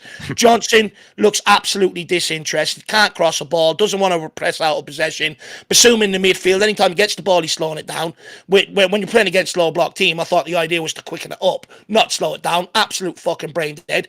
Bentancur is the only player out there with a tiny bit of quality in him. He's the only one trying. Madison actually, to a degree, is trying as well. Fair enough. Fullbacks, Dozie and Porro, just don't give them the ball in the second half. They can't pass. They're a fucking useless. Radu Dragusin and Archie Gray are trying the best, along with Fraser Forrester, to sort of keep us in this game. But we are absolutely shocking. It's disjointed all over the football pitch. And to be quite frank, I think Postecoglou is at the point. There's only so many times you can go into the dressing room and deliver rollickins before people start tuning out. He's at the point now, he's got to get Solanke in there at halftime, get him working his nuts off out of possession. Not ideal. The only one that, I feel sorry for in this situation is Solanke, because we're having to use him again for that. I'd haul Werner off and bring on fucking Kulusevski straight away. I'd also look at a way of getting Johnson off if I could, get young Bennett on. At least he'll try an arm and a leg. And I'd also look at at some point getting Will Lancashire in there. He has no option but to turn to these youngsters now, because some of these guys that he keeps turning to keep letting him down, and it's nowhere near good enough. He is at the point now, he's got to make substitutions at halftime, and he's got to bring on one or two youngsters to try and rattle the other people around him and look for a response. He has 45 minutes to save his job. This is only heading in one way. We've been here before with Conte, Jose Mourinho and stuff like that. It's only heading one way. There's no point in going in there bollocking them at this point. There's no point. They're not going to respond. The only way is by actions, through substitutions. He has to do this at halftime. If he sends out the same 11 there, we are going to lose this game. The last 4 games on the trot, we have been absolutely bollocks in the second half, and we've capitulated. This game is only going to go one way unless he makes changes. This is nowhere near good enough for the standard of Tottenham Hotspur Football Club, from Postecoglou or the players. And look, like I said, I don't think Postecoglou's the problem whatsoever. It would help if the owner came out and said he ain't going anywhere. It might actually make some of them players book their ideas up. But I'm sorry, none of them can sit there and say that they're behind the manager when they're putting in a performance like that. Nowhere near fucking good enough. And if they think they're saving their energy for Southampton, they're probably going to let you down on the weekend anyway. So concentrate on the fucking game tonight. Well, Dave, I hate to make you repeat yourself or have to double confirm something, but I'm going to give you 2 comments here, because that seems to be exactly the theme, and what everyone's touching on is what Sean Maddox has brought up here and what maybe Woodsy Hotspur has brought up here. I'm going to bring up these 2 comments. He's saying the players can't be that bad consistently unless they have already started to give up on Ange, says Sean Maddox. And then also what Woodsy Hotspur says, our players are either running on empty this game or they have no faith in Ange ball. So Dave, for you, which one is it? I personally like to think they're running on empty and they're just completely useless, because it feels like this forward line, like I've said to you before, I just don't rate them. They all seem off it for pretty much this whole season. They can't finish chances. They don't make the right decisions. Sometimes they even make the selfish decision, which is almost more infuriating because they don't even bury their chances in the first place. And I'm just looking at a team that can't even string together 2 passes. But you seem to think maybe it's a little bit deeper than that. It's not just players running on empty. It's actually them almost just not caring, just basically just going through the motions, just kind of just playing just to play, with no real, I guess, care that, Ange Postecoglou is going to be taking the heat for it. Is that kind of, I hate to make you repeat yourself, but that's kind of what everybody in the chat, if you can tell, is kind of saying. Everyone is basically saying these guys are either out of energy or they're giving up on Ange. You go back to Newcastle a couple of seasons ago, right, where they had that massive injury crisis. Not one of their players gave up. They ran their nuts off for Eddie Howe, and they ran their nuts off for the football club. Even if results didn't go their way, they still ran their absolute nuts off. You could tell they were trying. We're down to the bare bones. Unfortunately, I just think we're at the point, Jack, where, we we've lost that many games now on the bounce. We haven't picked up, but we've only one win in the last 7. I think it comes to the point where whether players intentionally are giving up or not, because it's not going their way, because they can't string 2 passes together, they're sort of drained of all sort of confidence. When you're drained of confidence, you start looking to blame other people. You start losing them belief in other people rather than look at yourself. And when you've got a team of no leaders, everyone's only going to go the one way.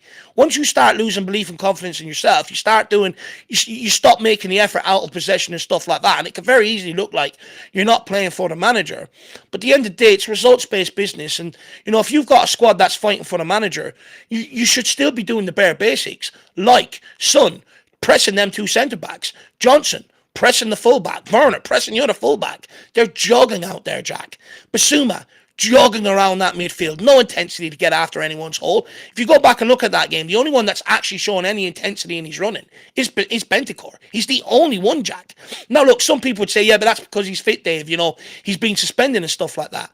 But I'm sorry, you can still do the bare basics. If you're playing for a manager, you're even more focused in, concentrated on what you're doing. There's none of that. There's no focus, no concentration. No one looks like name me one player that turned around and looked at someone and said, guys, I can't take this any longer. This is no longer acceptable. Wake the fuck up. You start doing this. You wake up. You're being an idiot. If you don't, we're going at it in the dressing room. Get ready. There's no one doing that. Everyone is just accepting the fate, which means what chance does Postecoglou have?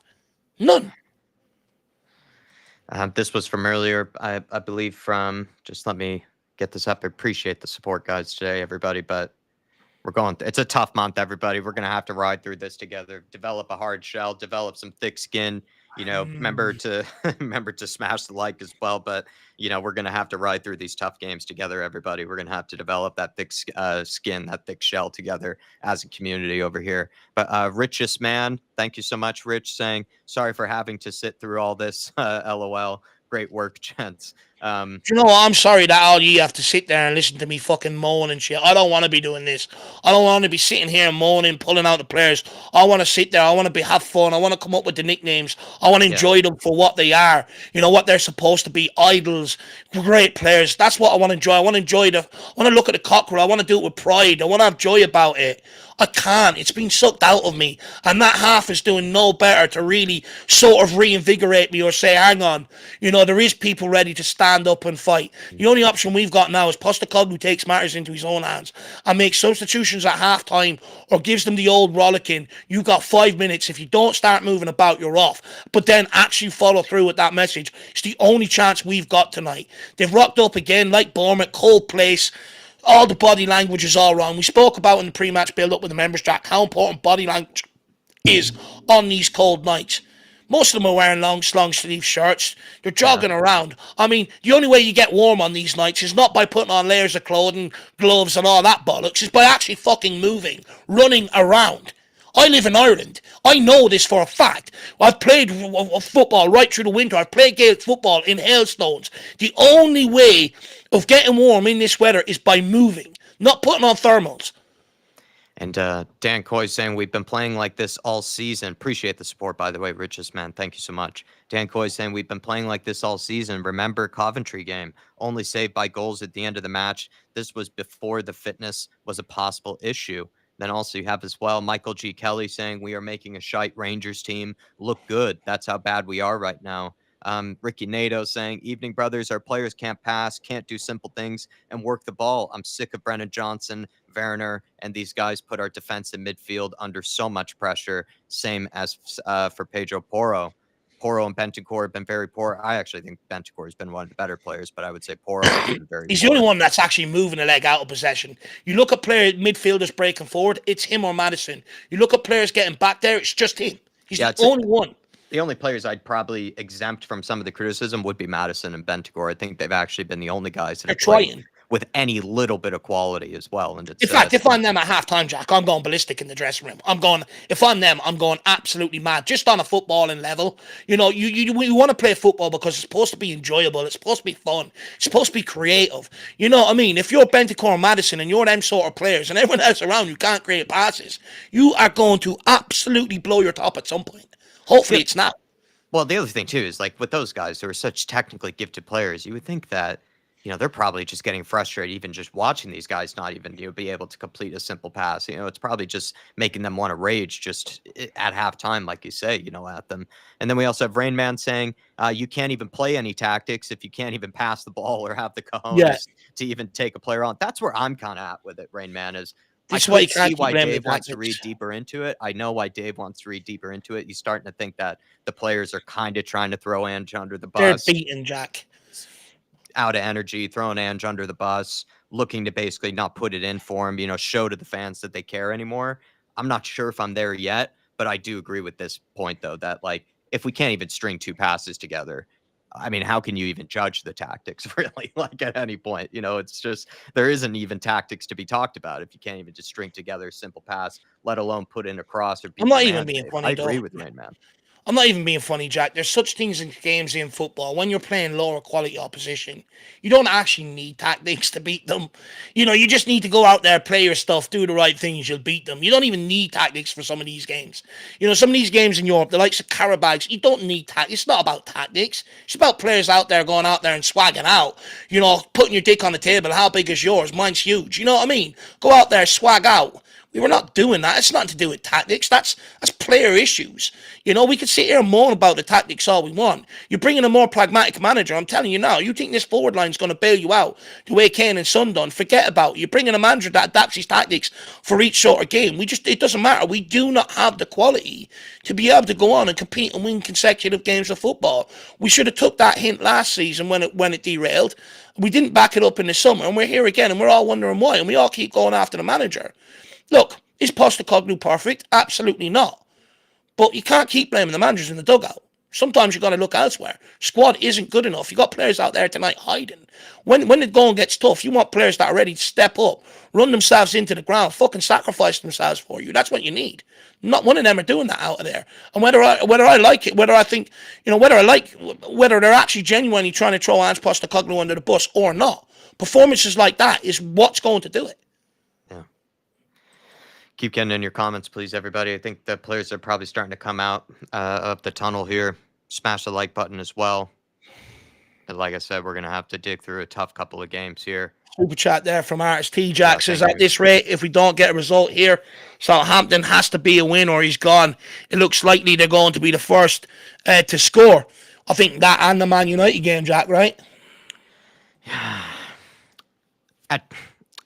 I'm kind of getting concerned that a lot of people seem to get the vibe that they're not even playing for him, because I was saying pretty much the opposite before this game. Before we even had a ball kicked, I felt like they were playing for him against Chelsea. I felt like even the games before that, I did see, that effort in there. I just still don't really rate the actual quality of this team at plenty of times. We just, like I said, can't even string together a good pass, can't make the right decisions in the final third. We're just so wasteful. But the fact that people are starting to believe that they're not even playing for him anymore, it just makes me worried about the Southampton game, because the Southampton game was kind of the game where Antonio Conte ended up losing his rag and ended up, having his breakdown. And it would be so Spursy, wouldn't it, Artist, for that sort of script to just happen all over again, the cycle to repeat itself with the exact same fixture all over again. And I don't know, Dave, that's all I'll say, is that if you're getting that vibe, players aren't playing for him, and other people are getting that vibe as well, it just makes me worried about the Southampton game, because I think you can, even if he loses tonight, I don't think Board are going to be flinching or anything, but Southampton, you do wonder if that's when flinching starts to happen. Maybe I'm wrong. Maybe I have misjudged then. It's just the emotion where I'm thinking these players, aren't trying to lay. But like I said, whether they're intentionally doing it or not, that first half looked like it. When you got players jogging around, it looks like it. You go back to Antonio Conte, players were putting in minimal effort, closing people down minimally and stuff like that. So look, this half will tell us everything. We're still in the game. It's still 0-0, despite everybody's anger and my anger. Still in the game. This half will tell us everything. Are we going to go at them and get this victory over the board by hook or crook, or is the same shit going to continue? Let's wait and see. But I'm pretty sure Postecoglou would have been in there, guys. For fuck's sake, that half, you're just throwing me under the bus here. So I think he's probably also asked him the question. So let's wait and see what happens here. Looks like Kulusevski's come on. Who did he come on for? Werner. Yeah, it looks like Timo Johnson's Werner. out on the left-hand side. No, Shoddy, no excuses for him tonight. Timo Werner actually had the majority of the service and was trying, but he was useless, like useless. Couldn't even complete a pass, let alone have a good touch. Hopefully Johnson gets the same service Timo does, but actually does something with it. But I'm not going to get my hopes up.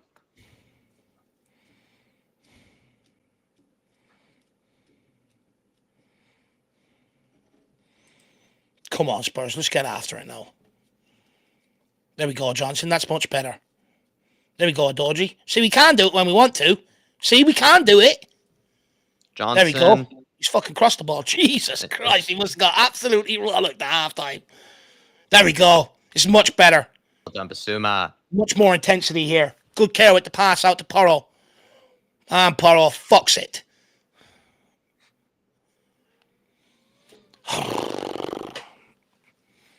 I have to get that seatbelt out again.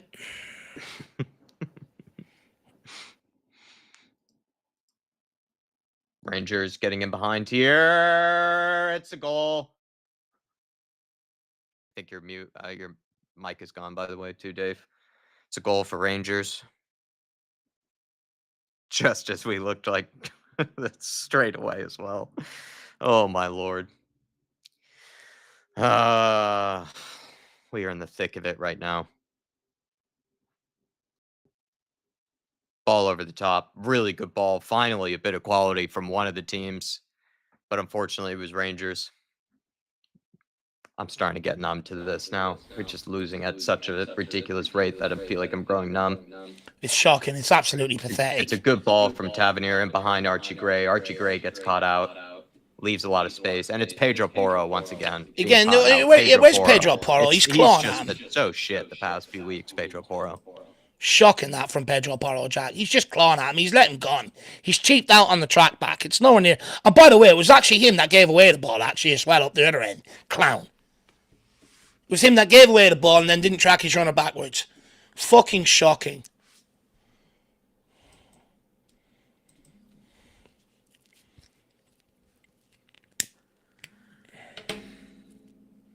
Oh my God, son. Oh my God, son. You're supposed to be club captain, man. And we've just made this game harder on ourselves, by the way, Jack, because they're not going to be incentivized to come out at all now. They've got something to hang on to. Can you hear me? Yeah, I can hear you. I'm I'm at such a numb point here, Dave. Oh. I can't believe it's happened this quickly as well, like seconds basically into the second half. It's just so bad. We are shocking. Got to find some way of turning this around.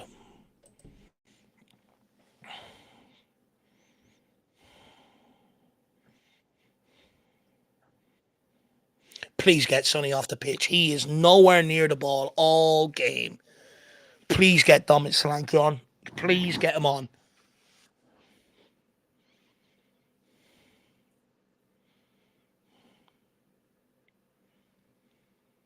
Here we go. The time wasting now and everything. Manager gives instructions. Every fucking time ball goes dead now. Oh, now someone wants to sprint. When we're 1-0 down. Fuck off.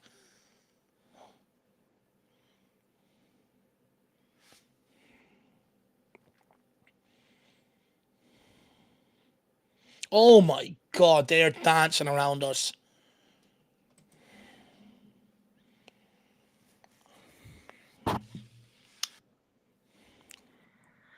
Yeah. Why do they keep popping it from distance? I agree with what Ramsey said. So why do they keep doing that? They should be punishing us.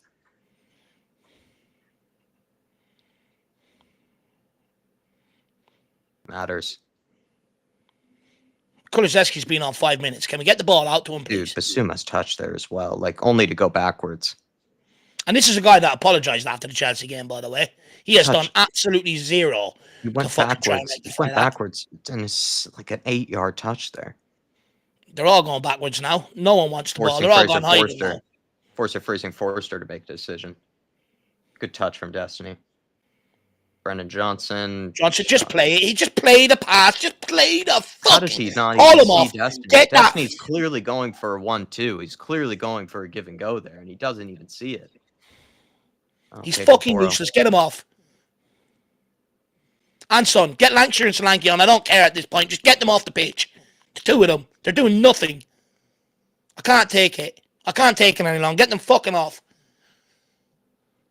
Pissing about. Spitting all over that badge. They may as well be.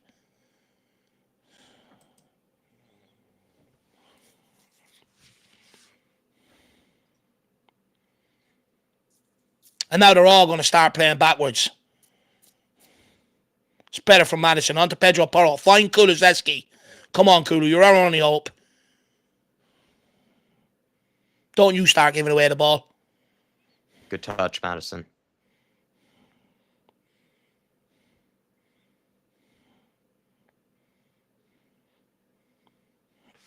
Play him. Pedro Porro. Basuma can't play it quickly. He has to take 15 touch and caress it like it's his fucking girlfriend. Space for Kulu. It's overplayed by Pedro Porro, though, to Kulu.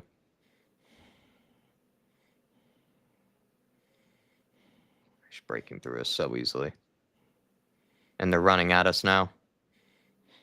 Please, Basuma, help him out. He's jogging backwards.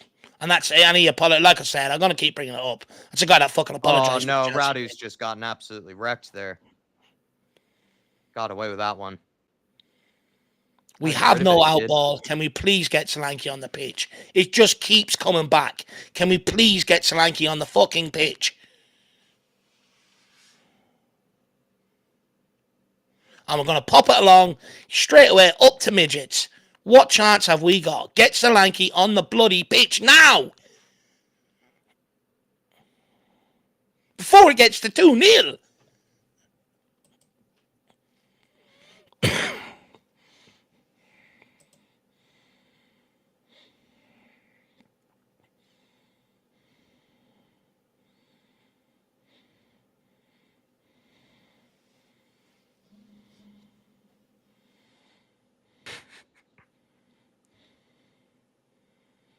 Oh, Sonny. Oh, my. How many times has he done that tonight? He's been awful the last. He's like Pedro Porro. How many times? Like Pedro Porro. He's been awful the last few weeks, Sonny.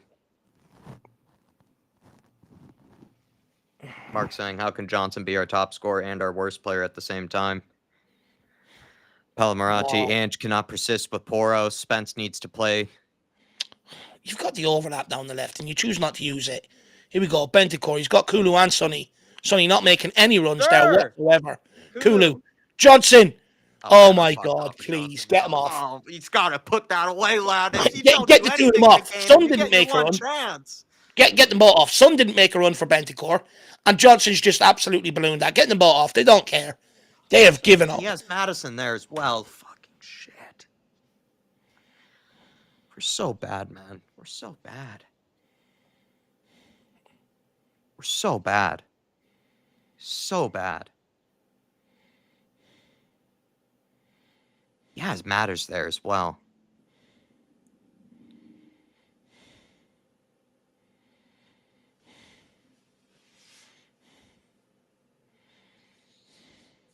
It's just a useless forward line.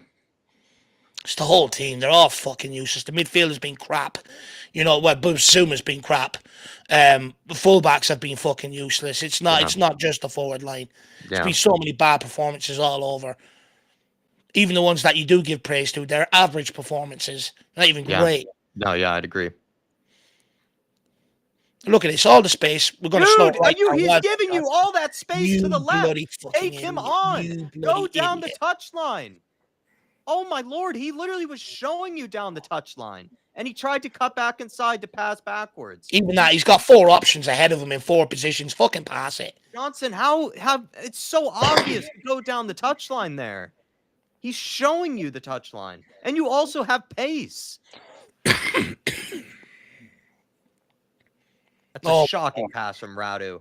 Horrible pass from Radu. They're going to score again here. Look at Basuma. He hasn't even realised the danger. He's only realised it now. Fuck you, Basuma. You've let that run. You didn't even throw your head over your shoulder. Oh, they should have scored there. Shocking. That is shocking from Basuma. I want to replay of that. Watch how idiotic that is from Basuma. We're losing this game. Of course we are. We've no hope.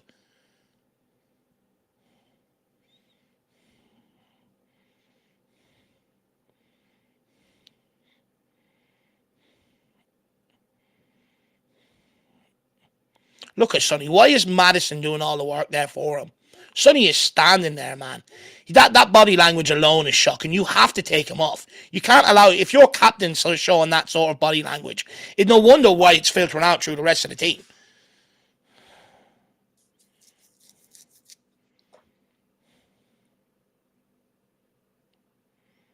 Please make a sub, Ange. Please make some substitutions. Please, please.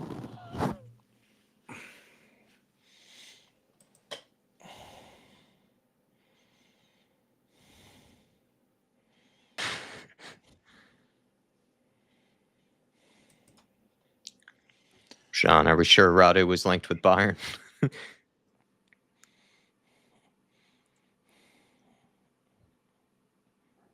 Big Mike saying we're cooked. Yeah. Oh, no. Oh, no. No, Rangers are winning this game. I'm sorry. How are they creating more than what we are as well? How comes they can string? Oh, my God. He can't even play a first-time pass backwards. It's a shocking pass as well. It's a shocking pass. But how has he not been able to play that backwards? Oh, I mean, we're just asking for it. It's going to be 2-0 any moment here, everybody. I think your mic is gone, Dave. Sorry. It's going to be 2-0, boys. Everybody, ladies, gentlemen, it's going to be 2-0. Get ready. I'm preparing myself mentally for it.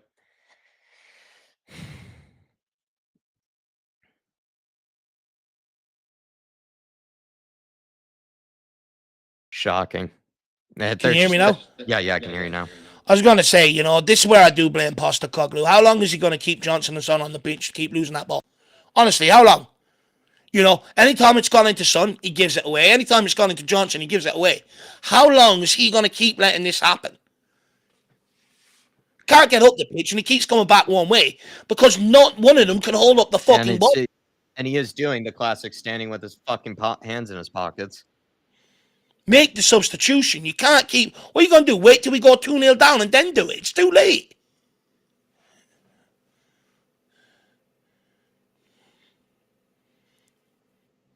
Has he fallen asleep, says Danny Darko. This is utterly He shocking. fucked up with his team selection tonight. As soon as it came out, we seen it coming, Jack. We pointed it. The ball's just going to keep coming back at us because we don't have players up there to hold it up.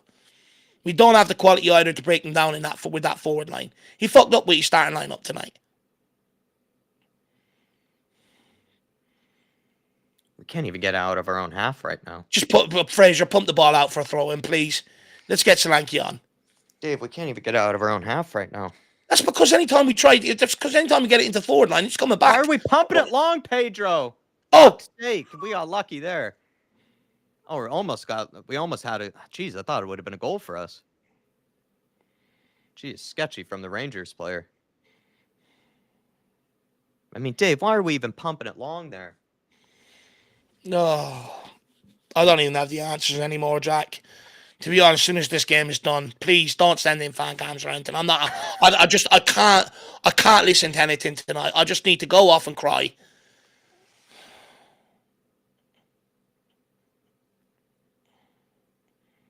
Good ball from Sonny. Get your head up. Kulu's there. Out for a corner. Solanke coming on. Bergvall coming on. And Sar coming on. He is making changes. Yeah, but who's coming off? Better not take off Madison when we're looking for another goal.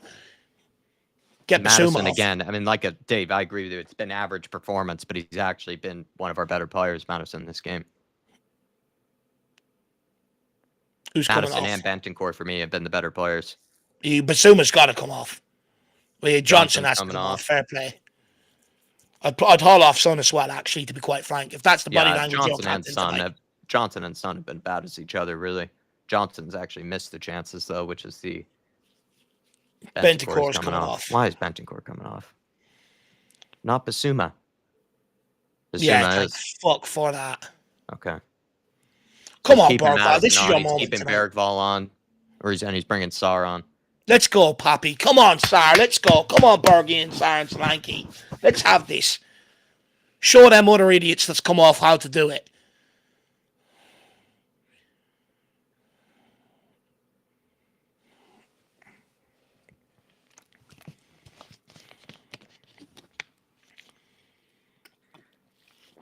Oh!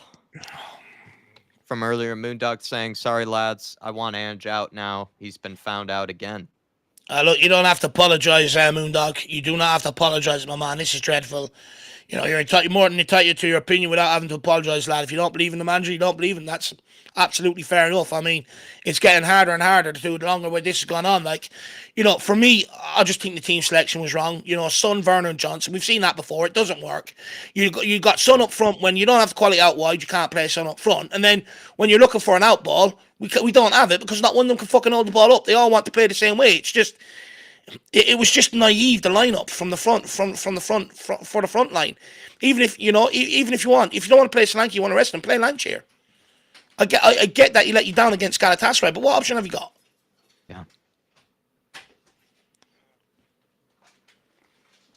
Druzilla saying Sonny's not an effing 9. I'm over it, boys, and not even watching. No, the Son's not a 9 either. He's had a shocker today, man. He's had a real shocker. It's not even also the effort levels from Shani is really what's also frustrating. He's not even working hard for the team. He's not even showing the leadership that a captain should in these type of games either. No. He's showing the opposite. Hulu. Into Sarr. Can he get it? It's just every pass, man. It's just been either 4 feet too long, 10 yards too long, or just inches too long. Nothing. We can't string together any sort of moves now. And all it takes is just a bit of sharpness. And oh my lord. Oh my lord. Away. Sarr doesn't know he has a man on. Well done, Bergval. Get it up the pitch, Pedro. He leaves him short as well. Come on, Pedro. Done. Goes long for Sonny. He gets there. Sonny's touch is shocking. Come on, Sonny, man. Get past him. Oh my god. Son's had a stinker. Well done, Madison. Sonny, what is that? What are you doing, bro? Please take him off as well. Well done by Madison. Paul Markey says, told you that Johnson was a waste of 50 million when signed. Do you agree with me now? Paul Markey, I never disagreed. I never disagreed with you. I always had my problem with signing Brennan Johnson. If you remember back at the time, I said, what, this is the guy that's going to replace Harry Kane. I always had my issue with it. I didn't think he was good enough. I've always stated that. You know, don't get me wrong. He had that good run in the team, and he's found a niche. He's found something that he's good at. But is he anywhere near the complete player? No, none whatsoever. You're preaching to the choir here, lad. Come on, Madison. Please, Madison. Please, please, please. We really need something like this. In my opinion, I actually think he's been playing all right today. We just need him to, like I said, we need him to carry us in one of these games. We really do. We need this top beans. Carry us in these games, but he actually has. He done it for Aberdeen years ago. Carry us, man. Oh, what are we doing? Why? We're just making all the wrong options. We're taking all the fucking wrong options. I will say, if we do get a goal or if we do get something back in this game, I do think it is going to come from Madison. Shem Tam says, sorry, but this team is not playing for the manager. It's the debate right now, Shem. That's what Dave was suggesting at halftime. If you were with us at halftime, that's what Dave was suggesting. That's what the whole theme of the chat really was. The debate really is. Is it just a team that's kind of running on fumes? Or are they just all out of energy? Or are they kind of showing the signs of a team that's maybe willing to put the manager under the bus? You know, stop running for him, stop really actually trying, not really thinking, focusing, that sort of thing. Dave was talking about it, and some others were talking about it as well. It's definitely one of the conversations for sure, man. Oh, Sarr. How many times has he given away the ball since he's come on? He's been shocking since he's come on, Sarr. Well done, Radu. Oh, well done, Radu. Put him on ice skates, Radu.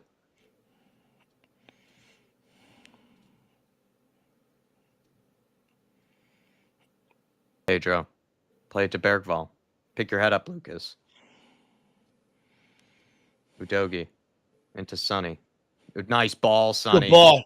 Destiny, go. Well done. Madison. Come on, Matters.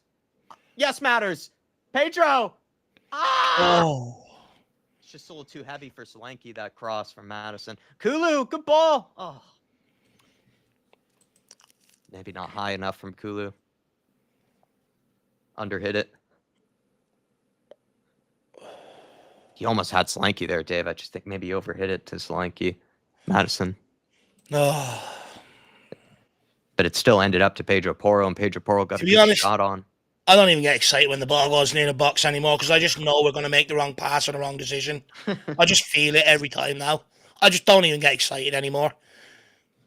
To be honest, my excitement went when they took Harry Kane out of the forward line. I knew this was coming. I knew it. I've seen us sleepwalking into it, especially with the players we signed. I kept on saying it. Madison.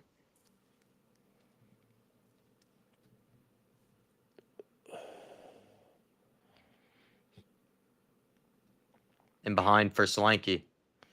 Who's with him? No one near him. Well done, lad. I think he gets us a corner. He does well there, but like, who's no one near him?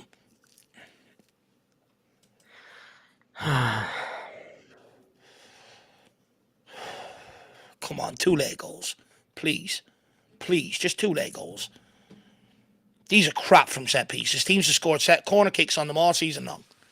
Come on. Surely one of them will go in for us. Well, not with a ball like that. Dragon, though, misses it. Go on, Bergvall. Lucas, man, he's indecisive as well. Yeah, well done, Dragon. Radu. Don't you dare. Don't you dare. What? It's shoulder to shoulder. Shoulder to shoulder. Not even really much in it as well. Like, he looked like he did well. He timed it well. It's shoulder to shoulder. He timed it. He didn't nudge the ball. Like, he gets across Come on, the ball. ref. He's looking at the ball here as well. It's not even... It looks so standard. Standard tackle. He's been good tonight, actually, in large. He had a couple of sloppy passes, but in large, he's actually been good defensively tonight. I think he's been, like I said, Dave, during the pre-match build-up, I think he still hasn't had that perfect 10 out of 10 style performance yet, but I think he has been quietly doing his business the past few games. Him and Fraser Forster have been quietly doing their business, not really been the problem at all, in fact. Same thing with Fraser Forster. I think your mic might have gone there.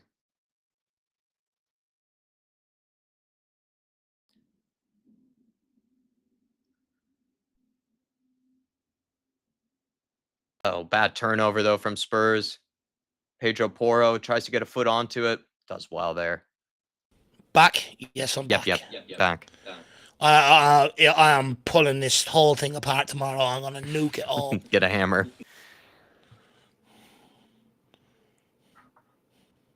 Please, if I can persist with a dodgy microphone, please, Tottenham. Fuck me, you can persist with injuries. Come on, let's go. Reward Dave. At least reward Dave with something here. Give him something. Let him leave with something here. Well done, Pappy. That's ours.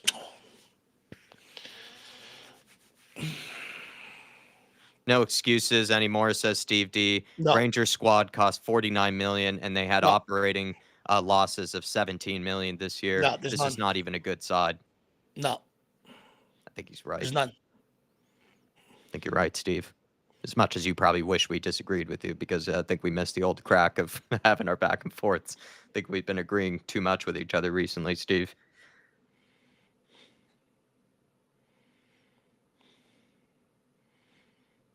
Iceman saying this is just bollocks football. It is. Do you know what? They do enough. Like, the players are never obviously going to throw the manager on the bus, right? But they do enough to keep the shape and that. But look at the way we're just pinging around the ball carelessly and shit. Look at it. Like, no one could tell me they're doing that with any care. Seriously. You know what I mean? Even Papa Matt sat there, jogging back, trying to take it down on the chest. It's just little bits like that you don't see players usually do. That you're like, oh, they're up to something here.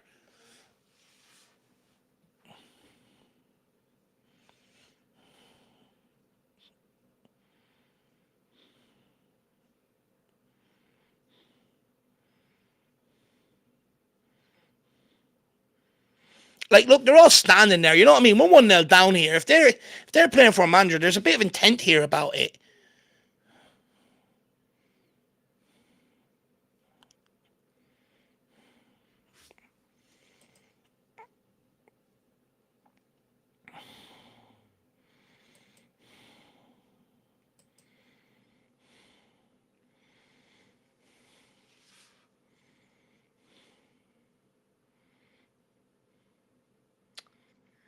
See that? Like, even there, Destiny Adoji has the chance to go in and he doesn't. He sort of hesitates in that. It's just players acting the bollocks. Jeez, what is that, Kulu? Has he dyed his hair black, by the way? No, I don't think so. Looks like he's dyed his hair. Oh, See what I mean? Like, all that shit, that's just acting the today. bollocks. Pedro does need to be taken off, man.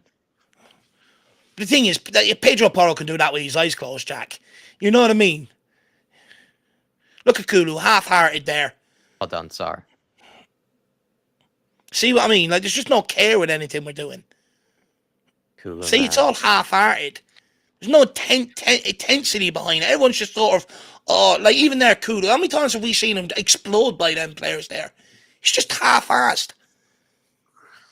Look at him all standing off one Rangers player. We need him to step up this game, though. He hasn't. Bergvall, good run. Lucas, well done, lad. Well done. What? What? What's he done? He's just played a pass, and he's just got run into. Oh, my Really? Lord. How's he giving that?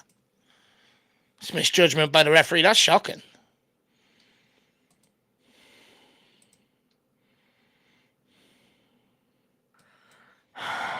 So far with the stats, he had 10 shots, 2 on target for Spurs, 56% possession, 14 for Rangers, 5 on target for them. I mean, they should be 2-0 up. The fact that, yeah, we've only had 2 shots on target, and this is supposed to be attacking football, says Scott Fitzgerald. They're just not playing for him. You can see they're just not even trying to leg out there.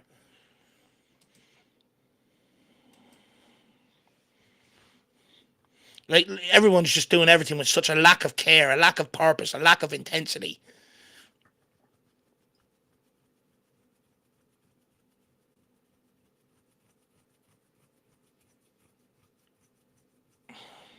And if we lose this, you can kiss goodbye to top 8, by the way.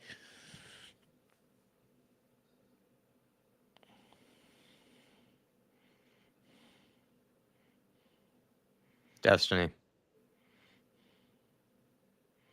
I mean, we need to get at least a point. We need 3 points, but we need a point. We need to leave here with something.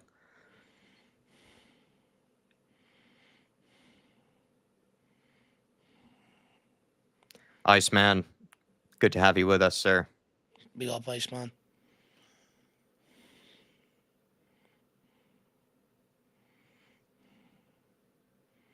Destiny. To Matters. Nobody for Matters to play to. Sar. He's been fucking atrocious since he's come on.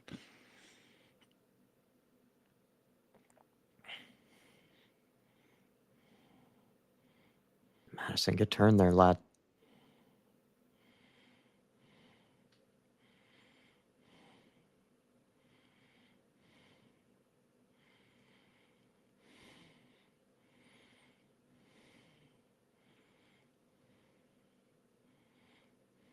Bergvall, man, get turned. Somebody get turned in the midfield, please.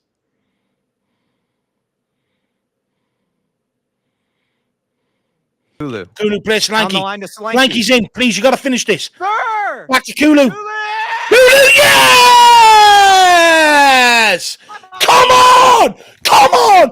Come fucking on! Come on! Something, Dave. Come on, Kulu. Come on! Well done, Dejan. Kulu Messi. Gimme. No, I'm not even going to sing it, actually. I'm not. I want a second. Come on! Lord. Thank the Lord.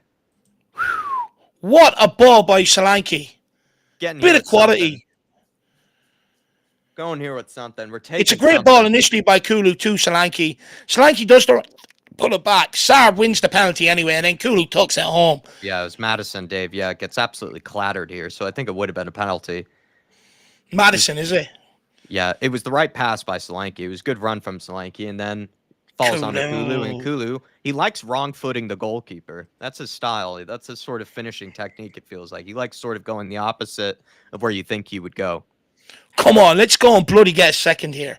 Come on, lads. We are Spurs TV. I ain't singing it. I'm not singing tonight. Can we get another Coventry City performance here against the run of play? Moondog with a super chat from earlier, though, saying they need to pin the ball. They need to pin that Bill Nick quote in the dressing room because this is painful. I will be checking out for a bit. I can't take it anymore. Believe me, Moondog, this has been lifeless. This has been a lifeless performance. Sucking the life out of all of us, Moondog. But you know what? How many times have we been here, right? You know, since Pochettino, how many times have we been here? Lifeless, so sucked out of us and all. It just can't keep continuing like this, man. Just can't. Big up, Moondog. I feel it, man. I feel the pain. I don't blame you. To be honest with you, tonight, I just want to go fucking get into bed, put on a movie and cry and eat, to be honest. I'm sick of it. Kulu, can he inspire a win here? Can him and Solanke be our heroes? Please, we just need one more chance. 15 minutes to go. We're back in it. Let's go. Can salvage this. It's not over yet. The quest is on.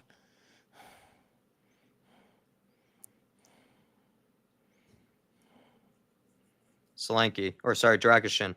Oh, good ball. Into Sonny. Find go, someone in the box, Sonny. Now's the time. Oh, he is cold. Just when you thought maybe he would get some confidence. Oh, actually, well done, Sonny. Giveaway by Rain. Oh, Sonny, get him please, off. man. Well done, Bergwall. Find Solanke. Get rid of it. He done the right thing. He done the right thing. Well done, Doji. Now, Sonny, you got space to operate. Yeah, he's fucked. Have we got another option on the bench in the forward line? Lancashire? It's the only one, is he? Yeah, I think it would be Lancashire. Olasesi. He's a midfielder, though, isn't he? Yeah. You're looking at getting Sonny off at this point. He's not in Williams Barnett, they do have on the team. But again, more of a midfielder. I mean, so you gotta do something, right? I mean, I guess he's just afraid to because it's Sonny and it's the captain. And Sonny's also probably been in bad form. What's Son done today? He's done fucking nothing. He's been awful. You gotta get him off. I agree. King Hoddle says we can win this now. Look, we can win it. Just got to get one good attack, take the opportunity and salvage it. It's not over yet. 15 minutes to go, back in it. But we got it. Man, Dessers. Got to go after it. Yeah, he scored 14 goals this season. We just got to take care of what we're doing. We got way too sloppy there for a long period of that game. We could very well salvage this. We have no subs left, says Inacoma. Well, we've only made 4. Should still have one left. Good to see you, Inacoma. THFC Till I Die, Dermatron saying, hi, guys. Sorry for letting you down on the pre-match pump-up. How bad is it, lads? Come on, you Spurs. It's the pre-match build-up, Dermatron. But no, man, don't apologize at all. You're there for us on countless occasions, man. You're there for us so many occasions, so many times. Absolutely no need to apologize. I think your mic there went, Dave, by the way. But no need to apologize, brother. No need to apologize. Hopefully everything's okay, though, with you. Hopefully nothing too serious. And how bad is it? I'm trying not to lose my head on it, Tron, personally. I don't want to believe that the players aren't running for him, aren't playing for him. A lot of people have gotten that vibe in this game. I don't necessarily blame them. I think I can hear you now, Dave. Grand. It's atrocious, Darmal. I don't necessarily blame fans for looking at it that way. I'm fearful that that is true. I just don't want to believe it personally. Solanke. Well done to Kulu. Felt like Kulu just couldn't get there. I think it went again, Dave. Sorry.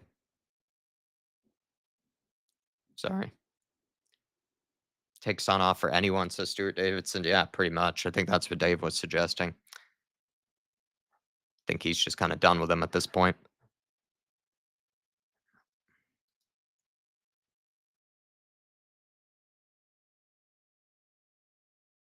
Moondog saying, even if we win, that doesn't excuse this shite. I mean, that's like what I meant by kind of likening this to the Coventry City performance, Moondog. I can hear you now, Dave, by the way, from what I can tell. Yeah. But that's why I likened it to the Coventry City performance, Dave. You know what I mean? Because it just feels... We kind of sort of said in the Coventry City game, like, we were like, oh, like, are they playing for him? Are they already giving up on him? Ended up pulling a win out of the bag. You just sort of left in confusion. I'm getting a similar vibe here with that one. To the Coventry City performance. No, 100%. Look, you know, sometimes when you're in this sort of run of vein, you're not confident at all. You just need to get the win over the line. But we can't keep revisiting this stage either. Like, I agree with Moondog. You know, a win tonight is sort of only really papering over the cracks. But at the end of the day, you know, that's all you want out of this is a win. You know, by hook or crook, we just want to win. I'm just sick of losing, to be quite frank. I just want to sit here and have something to celebrate tonight. It's supposed to be the season of joy. It's supposed to be Christmas, you know? Yeah. You want to see at least have some Spurs wins over the Christmas period. Bergval. Kulu is starting to get better every minute. Does he have enough just to fucking fashion that one more chance?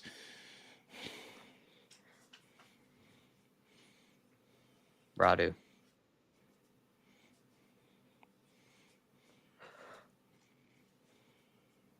Pedro. To Dom and a Dom! Kulu Domslanky! Would have been a spectacular goal. That would have been a sensational goal. Yeah. Would have been well worked.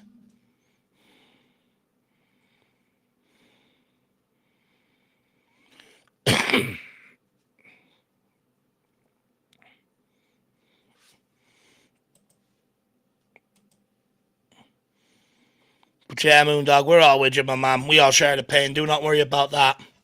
Do you know what? The only joy that, you know, I've had this one, obviously a bar outside what the missus gives me, but is your cups, man. You know, at least they're the only saving grace, Moondog. Really appreciate them. Legend.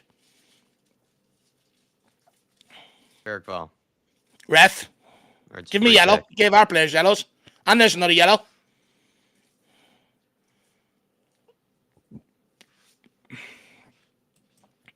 Come on, just one good delivery here.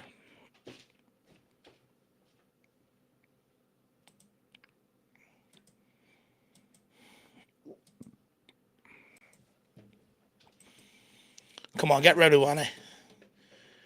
Oh. Sonny picks it up. Oh, he's not giving a free out. Surely not. Come on, ref. Jesus Christ.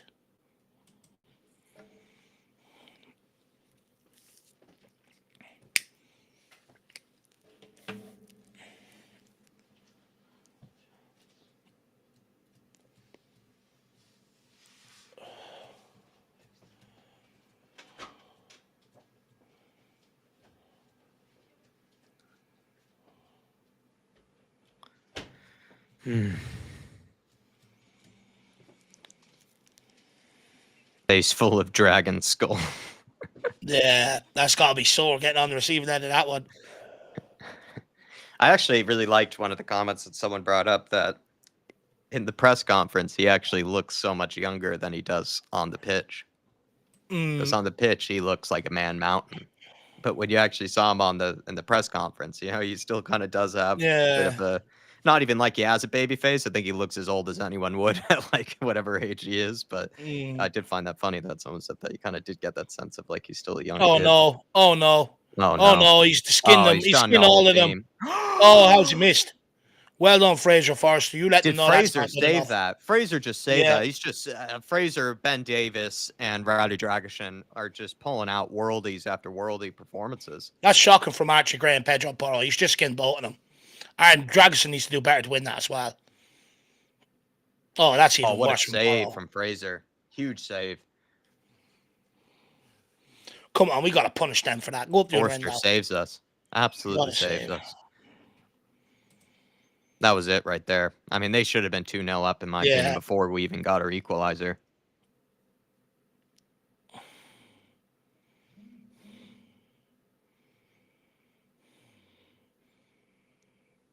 This guy's got a good delivery. Now stay switched on. I think they have Harry Suter or the other Suter. Clearance. Chance Kulu. Come on, maybe. Kulu. Can we get him on the break? Get your head up. Dude! Oh, get your head up, man. You have the doggy right next to you, lad. What's he doing there? Pedro, man. Is he still that blind to anybody behind him?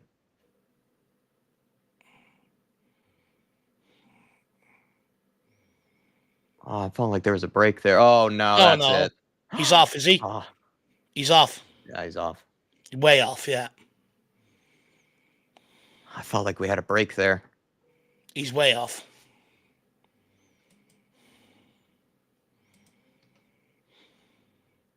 Yeah. He's, Jesus Christ.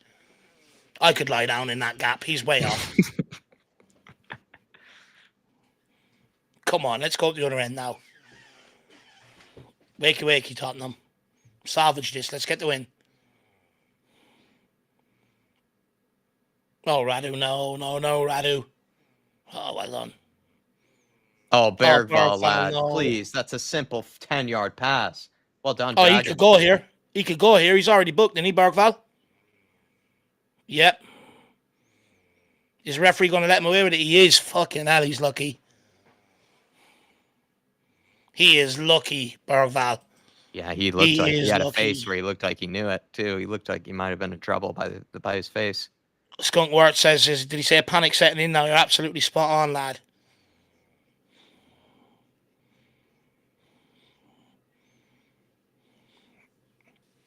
I mean, we've already been getting away with it anyway, Skunkwork. I'm not even really panicking. I'm actually relieved that we might actually be getting a point. No, I'm not even banking on that yet. Still more than enough time.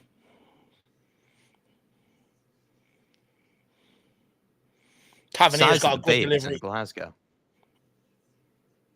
Get out there. Don't let him shoot that. Well done.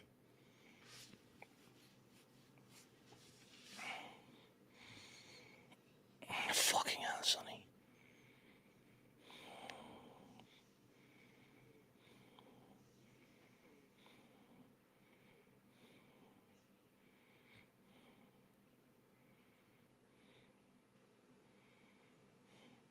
Rangers on the attack.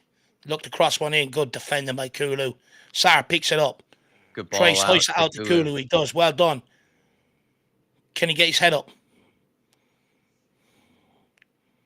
Go on, Dom. Get after that.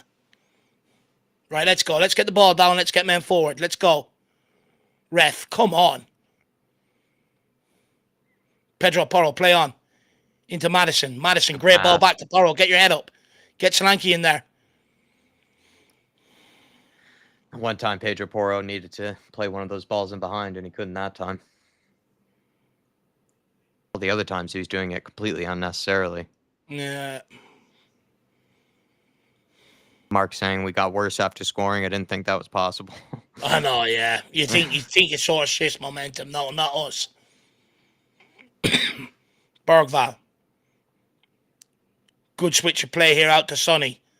He's up against Tavernier. Good ball by Sonny. Into Adoji. Adoji back to Madison. Madison. Oh, Solanke! Oh, straight at the goalkeeper. Matters, man. That touch let him down. He had it. Yeah. He could have gone onto his right and shot it. I know. Oh, Matters. Let him down. Let him down here. Look at this touch here. Lets him down. Either way, that should have been in the back of the net by both of them. Oh, both of them have to score that. Either or. Madison should have originally shot, but that's a free header for Solanke. Go on, win that. Go on, Dom. Come on, let's put them under pressure for the last few. Make them nervous. Sarr.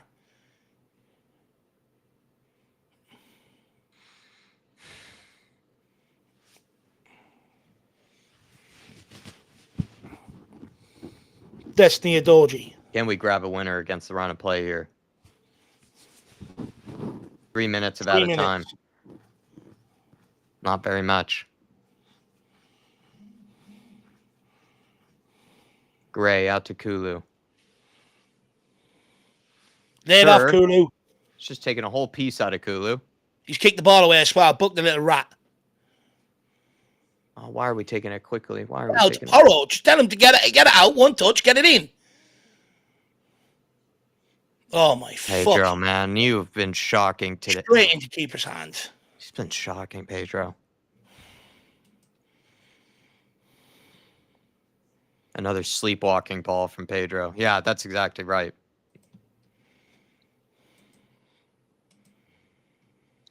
Like what Dave was mentioning, with just sort of the carelessness. It feels that way with Pedro today. Just so many careless passes.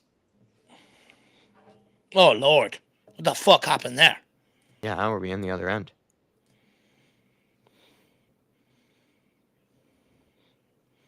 Good defending. Come on, son, get there. Free out.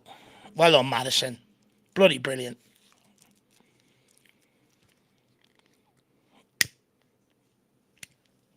Get Lancashire on. Stick to up top. Let's go for it for the last 2 minutes. Yeah.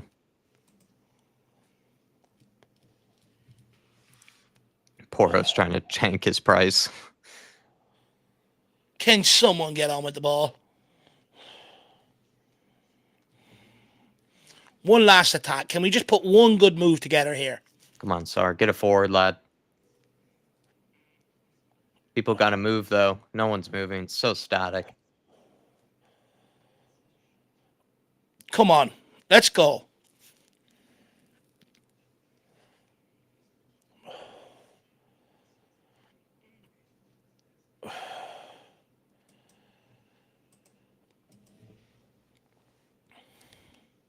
Porro, you have to make an angle for him. Great ball, Archie. Well done, Pedro. Oh, well done. Get your head up. Find Bergval. Oh, Kulu. Kulu, wrong option, man. How's he not played Bergval there? That's piss poor from him. Wrong option.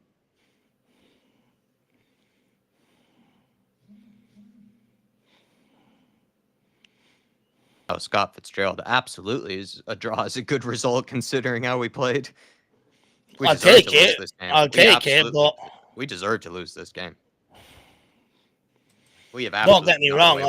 Don't get me wrong. I'm absolutely sick of being embarrassed, though. You know what I mean? Like, I'll take it. Don't get me wrong, but we were embarrassed again. Rangers, in my opinion, should have been 2-0 up before we even got the equalizer. They had Fraser Forster pulled off a couple of great saves today as well. Yeah. That's it. Yep, that's it. Oh, a bit of a nothing burger there this evening, everybody. To be honest with you, look, we played absolutely piss poor. We were shocking. And I think that performance leaves it open to the question, are the players still believing in the manager? You look at the performance in general overall, you would say no, there was a lot of half-assed effort out there. But then you look at Kulusevski's reaction to the goal, you could see what it means to him. So still leaves it over to interpretation. However, I'm okay. Don't get me wrong with how crap we were. I'm delighted to absolutely salvage something from the game. But overall, I am absolutely fed up with being embarrassed. We were embarrassed here yet again tonight. We were played off the park by Rangers. They wanted it more. They battled more. We were just absolutely piss poor. Shocking. Out of possession, looked disinterested. In possession, could barely string two passes together. Going forward, we have absolutely zero quality whatsoever. And look, we could sit here and blame Ange Postecoglou. I can tell you now, you bring in another guy, same shit's going to happen. I'm not going to sit here and defend Ange Postecoglou tonight. I think he got it wrong from the starting lineup. I think he's got to learn your lesson. Son, Johnson and Werner cannot form a starting lineup together. They all want to play the same way. They all lost the ball every time he came into them tonight, and it caused us real problems. You cannot play the three of them in the lineup. He's left himself under a lot of scrutiny tonight, Postecoglou, by doing that, in my opinion, and with the performance. There's going to be a lot of scrutiny off the back of this. But my God, do we fucking need that January transfer window. And I don't want to hear any excuses from the board. You got to pull together money. I would also say, get Johan Lang out of the job and get someone in, or go to Paratici and beg him for more advice, to be able to get deals done and get players in here of a similar impact that Kulusevski and Bentancur had on the team when we bought them in January. We need the January transfer window so bad. This forward line, as it stands, I'm saying it now. Regardless if we get out of the UEFA League, out of the UEFA Conference, out of the group stage UEFA League, or get by in the next round in the Cup against Man United, his forward line is not good enough to drag us to a trophy. It's going to let you down. We need serious investment out wide in the forward line. We probably need another midfielder in there, something a little bit different to give some competition, and we need more reinforcements in the back line. We have to have one hell of a good January transfer window. Off tonight's performance, I'm not going to tell anybody what to think. You think what yourself on Ange Postecoglou, what you want. You know, everyone sort of have their limits. Like I said, I'm just sick of being absolutely embarrassed. I'm sick of being outplayed. Yes, the same usual stuff still stands. Injury, fatigue, all that comes into it. You can't neglect that. But my God, I don't know what we're going to do between now and January, Jack, to be quite frank, because it's only going to get tougher. We've got Man United coming up. We've got Liverpool coming up. We've got Wolves. We've got Forest.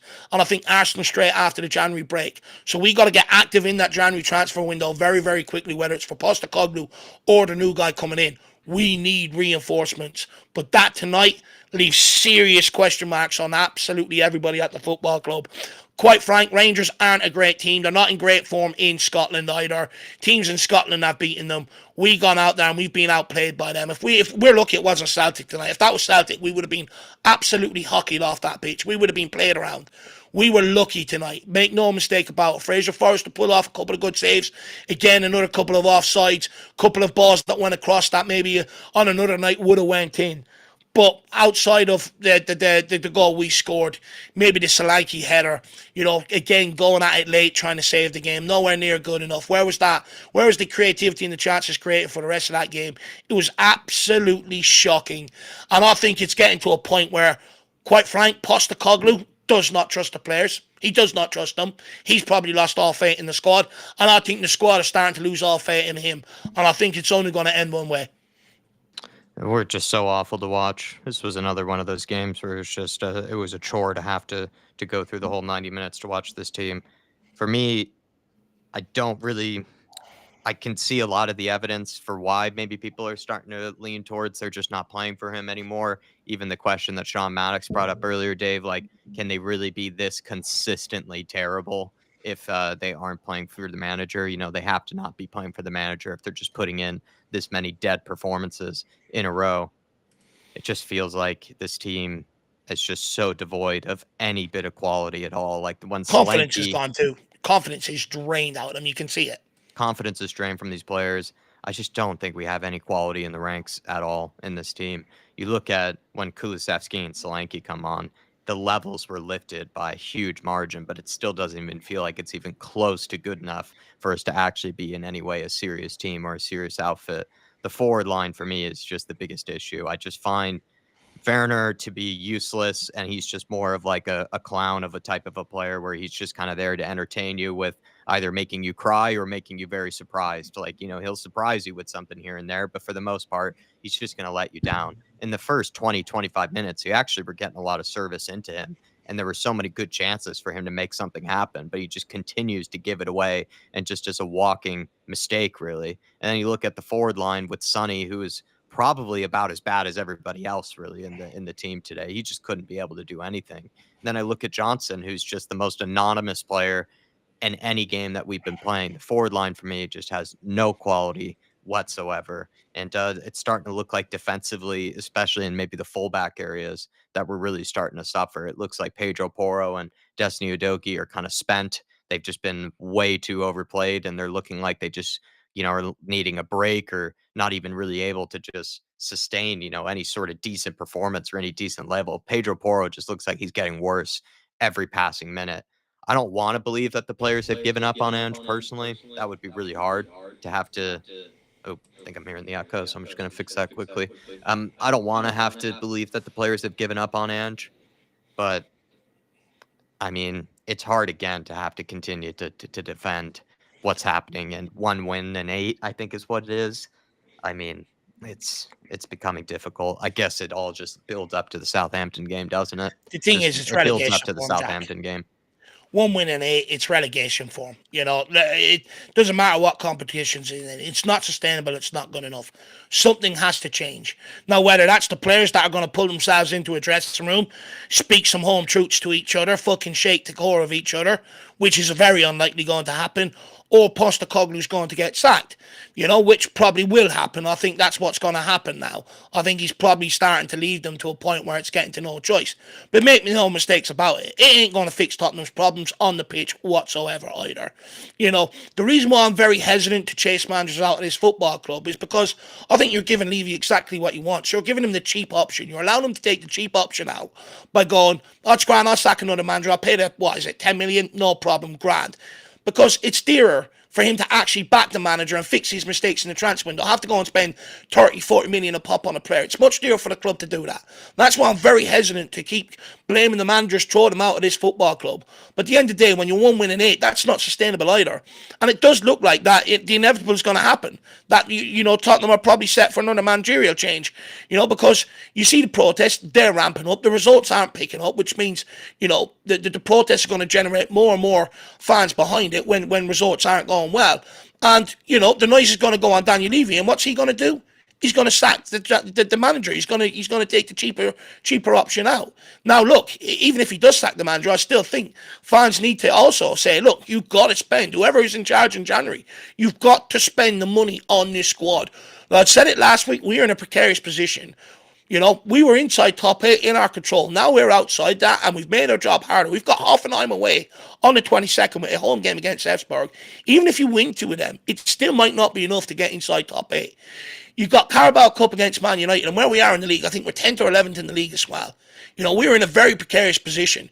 Even changing the manager is not enough. You have to go again in the January transfer window, and that has to be the call, whether you're behind Postecoglou or not.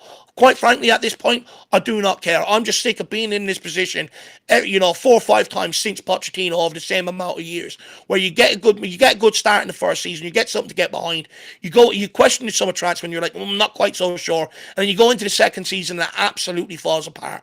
We can't keep coming back here as a football club. So even if you don't believe in Ange Postecoglou, you think he's not good enough, fine. But you've got to be consistent with the message off the back of that and say, regardless of who comes in, you've got to back them. You've got to give them more experienced players in here to help take the load off some of these guys. It's got to be a consistent message. Even if you are Postecoglou in, same thing. You can't sit there and go, every signing's a great signing. Because it didn't help in the summer transfer window. Because when there was that opinion, Dave, shut up, stop moaning, just get behind it. Now we're in this position here. That's why I was moaning in the summer, because I didn't think it was anywhere getting good enough. I could see us sleepwalking into a massive problem this season. So even if you're Ange Postecoglou in, you can't just praise any player that they bring in the door. It has to be a certain bit of quality. I just hope the one thing, regardless of your opinion on management or ownership, I really don't care at this point. I hope the common theme coming out of tonight's game is we need serious players in here in the January transfer window. And surely that's one thing every Spurs fan can bloody get behind. No, that's exactly what I feel like we need as well. We just need an injection of quality guys who can actually be able to take advantage of these opportunities that we get in games, but also we need leaders into this team. This was also, unfortunately, I feel like a night where Sonny as the captain, I think, is once again really questioned, not pressing, didn't really bring himself back into the game at any point, even when he had opportunities to sort of sharpen up. He never did. I think at one moment, Dave, you even pointed out that he was kind of pouting. I might have missed it, or I was probably trying to fix something, but I think you mentioned that he had really bad body language at some point in this game, which kind of made me think of some of the sort of conversations people have in and around guys like Bruno Fernandes, right? Or Bruno Fernandes at Manchester United. They talk about him and his body language as a captain. And as well, I look at even the other players in the team that just seem to pretty much just be jogging at any moment that they could, to either, if they needed to win the ball back, win a second ball, sort of going after it, half effort, making runs in behind, pretty much never, it felt like even there were moments when Johnson or Sonny or Timo had moments to run in behind. They just wouldn't. They would just kind of sit there, wait for the ball to come to feet. Just feels like no one has really been putting in And when any the ball effort. did come to feet, they fucking gave it away because they didn't have the strength to hold it up. And they couldn't and it just keeps coming back. And he couldn't even complete 10-yard passes. There were points in the game, too, where he couldn't even be able to complete a 10-yard ball. I'm not sure if that was due to the crowd or just, again, the lack of confidence and just the real kind of worries and that's But spreading through the team right now. this is also what hasn't helped Postecoglou out. Again, whether you like the guy or not, I think there has to be a serious recognition from a Tottenham Hotspur point of view. We let Harry Kane go, and look, something's not right with Son. And I honestly, bringing in another manager, do I think Son's just going to suddenly spring into life? I'm not quite so sure. You know, we're now seeing the end of Sonny, I think, sadly. I think it's coming to that point. Don't get me wrong. I think the club will probably offer him that contract extension by a year and stuff like that. But, you know, how much can he contribute for us going forward? Under any manager, you're bringing a more pragmatic manager. You're asking him to do longer distances going forward to try and affect the play and stuff like that. We're now without them two. Them two, regardless of the manager, they put points on the board for Tottenham Hotspur. They got Tottenham Hotspur victories. They papered over a lot of the cracks. We no longer have them to hide behind anymore. That's why we need serious investment in this forward line. That's why I didn't want to sell Harry Kane in the first place, because I didn't back the board to go out and be able to fix the problem right. And all we've done is we've brought in Udebur, Johnson, Timo Werner on loan, and Dom Solanke to try and fix the problem. Never going to fix the problem when you're not bringing in great quality. Dom Solanke, I'm very hesitant to sort of judge him yet, because I believe the quality out wide does not help him. If I'm a striker, I'm going to absolutely bark him mad. But we need to fix this forward line so bad. You even look at games gone by where we have dropped points. Fulham, Son had 2 massive chances, wasted them. Solanke had, I think, 4. It was the most chances he's got in the game, actually. Against Leicester City, wasted them. Roma, so many chances, wasted them. Son again against Chelsea when the game's in the balance, waste the opportunities. If we had better forward players that were more clinical and stuff like that, it just alleviates so much of our problems. Yeah. And that's why you've got to now go out and bring in real quality. We've gone down the route of trying to bring in some of these youngsters behind the likes of Sonny, and it's not working. So you've got to now reassess the situation, readdress the situation, and go out and spend that money. You start scoring goals, you start showing a lot more quality going forward, especially in this tactics or even under another manager.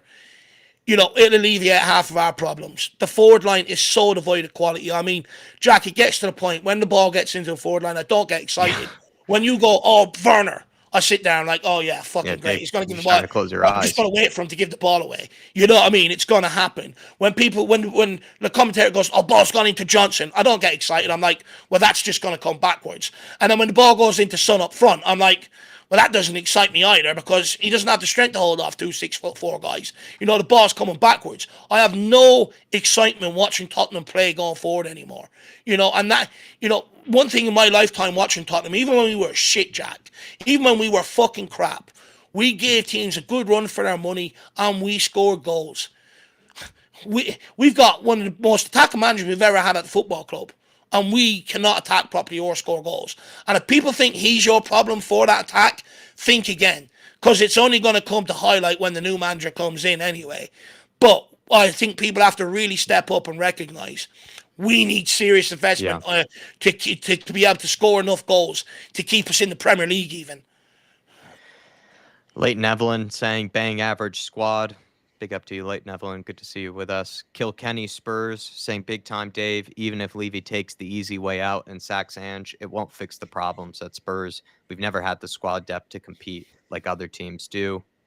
And as well, we had another good comment. I think it was from Ross Parsons saying Levy has not backed another manager, and the result is Ange will be sacked from it. We will get a new manager bounce, and then we will fall off and repeat the same thing again and again. Levy out. And this is, I think, the thing, Ross, is that we're trying some way, somehow, to break that cycle. We want Levy to break the cycle, but it's almost like as fans, we want to break the cycle. You were going to say something, Dave? Sorry? Or maybe... Yeah, the thing is, I see Leighton says, yeah, but Ange signed Werner twice. Look, again, I get people don't like Postecoglou. Let's be brutally honest. I mean, everyone goes mad at Daniel Levy for not giving the manager, you know, his players.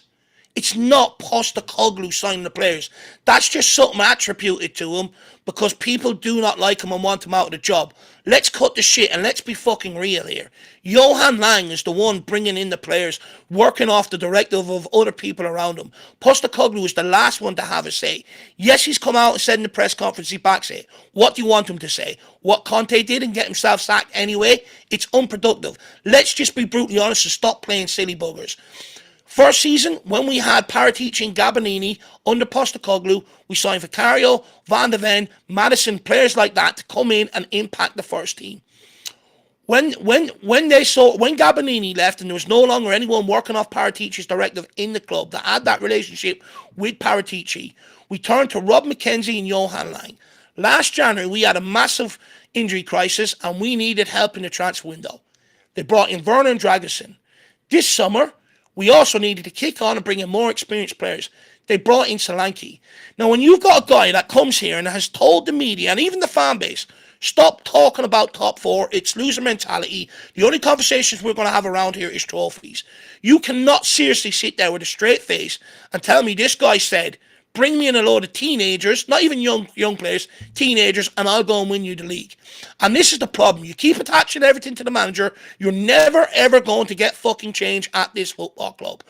If you want Ange Postecoglou out, you should also be standing there and saying you want Johan Lang out. He has failed in 2 transfer windows. He has been worse than Steve Hitchin.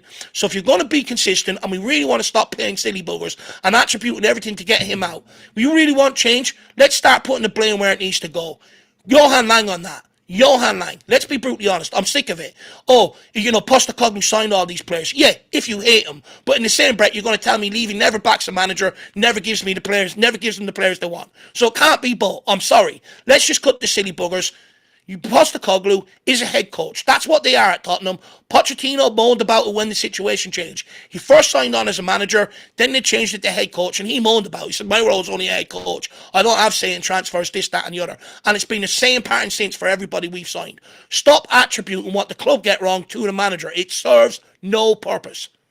Jacob Anderson saying Spurs have been a meat grinder for players and managers for years now. The board never backs the manager fully, and then they never fill the bench with 5 or more quality difference makers. I think that's a very good word to describe it as. We had some support earlier coming in from Frankly Tottenham saying it's done. And I think, Dave, that must be in reference to Ange Postecoglou and basically the project, from Frankly Tottenham. And I think the big talking point, the big question that's coming from this game is, are the players giving up on Ange Postecoglou? Frankly, Tottenham also said as well, not one player can turn a player. Not one player can turn a player. I think maybe, if I'm guessing, I think he's probably talking about maybe even taking on their man or taking on their fullback or being able to turn past their man. I would agree with that. I mean, there was one moment when Johnson, the player that was marking him, was so used to Johnson coming back inside and only just playing it back to where he came, backwards, basically, that at one point the player was actually trying to even intercept the pass backwards. And Johnson had a clear lane just to take it down the touchline, take it down the byline. But he didn't. He was so used to just cutting inside and cutting back to where he once came from. But he's never going to take on his man. He's never going to take it past him down the byline. And also as well, there's even a period towards the end there where Sonny had a similar moment where he also just didn't really fancy wanting to take on his man. And this is a guy that used to love doing that. This is a guy that used to love to take on his fullback. Do you know why, Jack? That's why after tonight I'm resigned to it being done. Postecoglou, when he first came here, spoke about being brave. Don't care about you making mistakes. Do what I'm telling you to do. Be brave. Play the way I'm asking you to play. I'll take responsibility. You look at that tonight. Not just tonight, even in recent weeks. Where's the braveness gone? So the message is not being reciprocated anymore. Postecoglou's whole message, which has evolved around getting his whole system to work, it's not being reciprocated. Players have completely lost track of it. They don't remember it or they don't embrace it. They've stopped being brave. When Johnson's turning back, is that brave? No, that's safety. When Son's losing the ball constantly, that's just crap. You got how many players do you see there? Basuma taking on the ball, 10 touches, pass it sideways. The message has been lost. They're not embracing it anymore. And that's why I think it's done. Postecoglou is all about on the ball, quick football, take risks, especially going forward. Take risks, enjoy the game. It's all about scoring goals. When you've got players taking the easy route out, taking the safe route, they're no longer embodying the message, which is, for me, signals the end. And then we also had one from Sergeant Stressful. Appreciate the support, by the way, frankly, Tottenham. Sergeant Stressful saying, I have a feeling some of these players are on the way out, hence why they're not even giving their all, i.e. maybe Sonny, Matters, etc. I don't know. Maybe I'm seeing a different game from Matters. I don't think he was giving up necessarily in this game. I do feel like he was not saying very much. I don't even think he was that great, but I do think he was one of the better players out there on the day, especially for the guys that at least started the game. I do think he was one of the better players. But Dave, I mean, Sergeant Stressful seems to think that some of these players might feel like they're actually done with the project, maybe, wanting to be sold or coming to terms with it that they probably will be sold. I feel like they're just more trying to throw the manager under the bus, if anything. If you feel like they're not giving their all, then they're probably doing that more just to throw the manager under the bus. And usually at this club, Sergeant Stressful, I might disagree with you maybe just a bit, but you're welcome to chime back. I feel like most of the time the club looks to try to save the players before they look to save the manager. It's usually been the way it works, Dave, right? The players are the ones that are usually the ones to stay. The manager is usually the one to go. It's never the other way around. It's usually the manager isn't given the benefit of the doubt. It's more the players are given that sort of benefit of the doubt to stay. Because the players are on astronomical wages, and you have to spend nearly 40, 50 quid, per position to be able to replace them. So it's just quicker and easier to sack the manager, pay him off his, the rest of his contract. Out you go. It's quicker and easier. But to Sergeant Stressful's point, look, I think, Romero. Look, to be quite frank. None of the players there care about Tottenham Hotspur. If they're willing to roll over and throw managers under the bus like they have done routinely since Pochettino, they don't care about Tottenham Hotspur.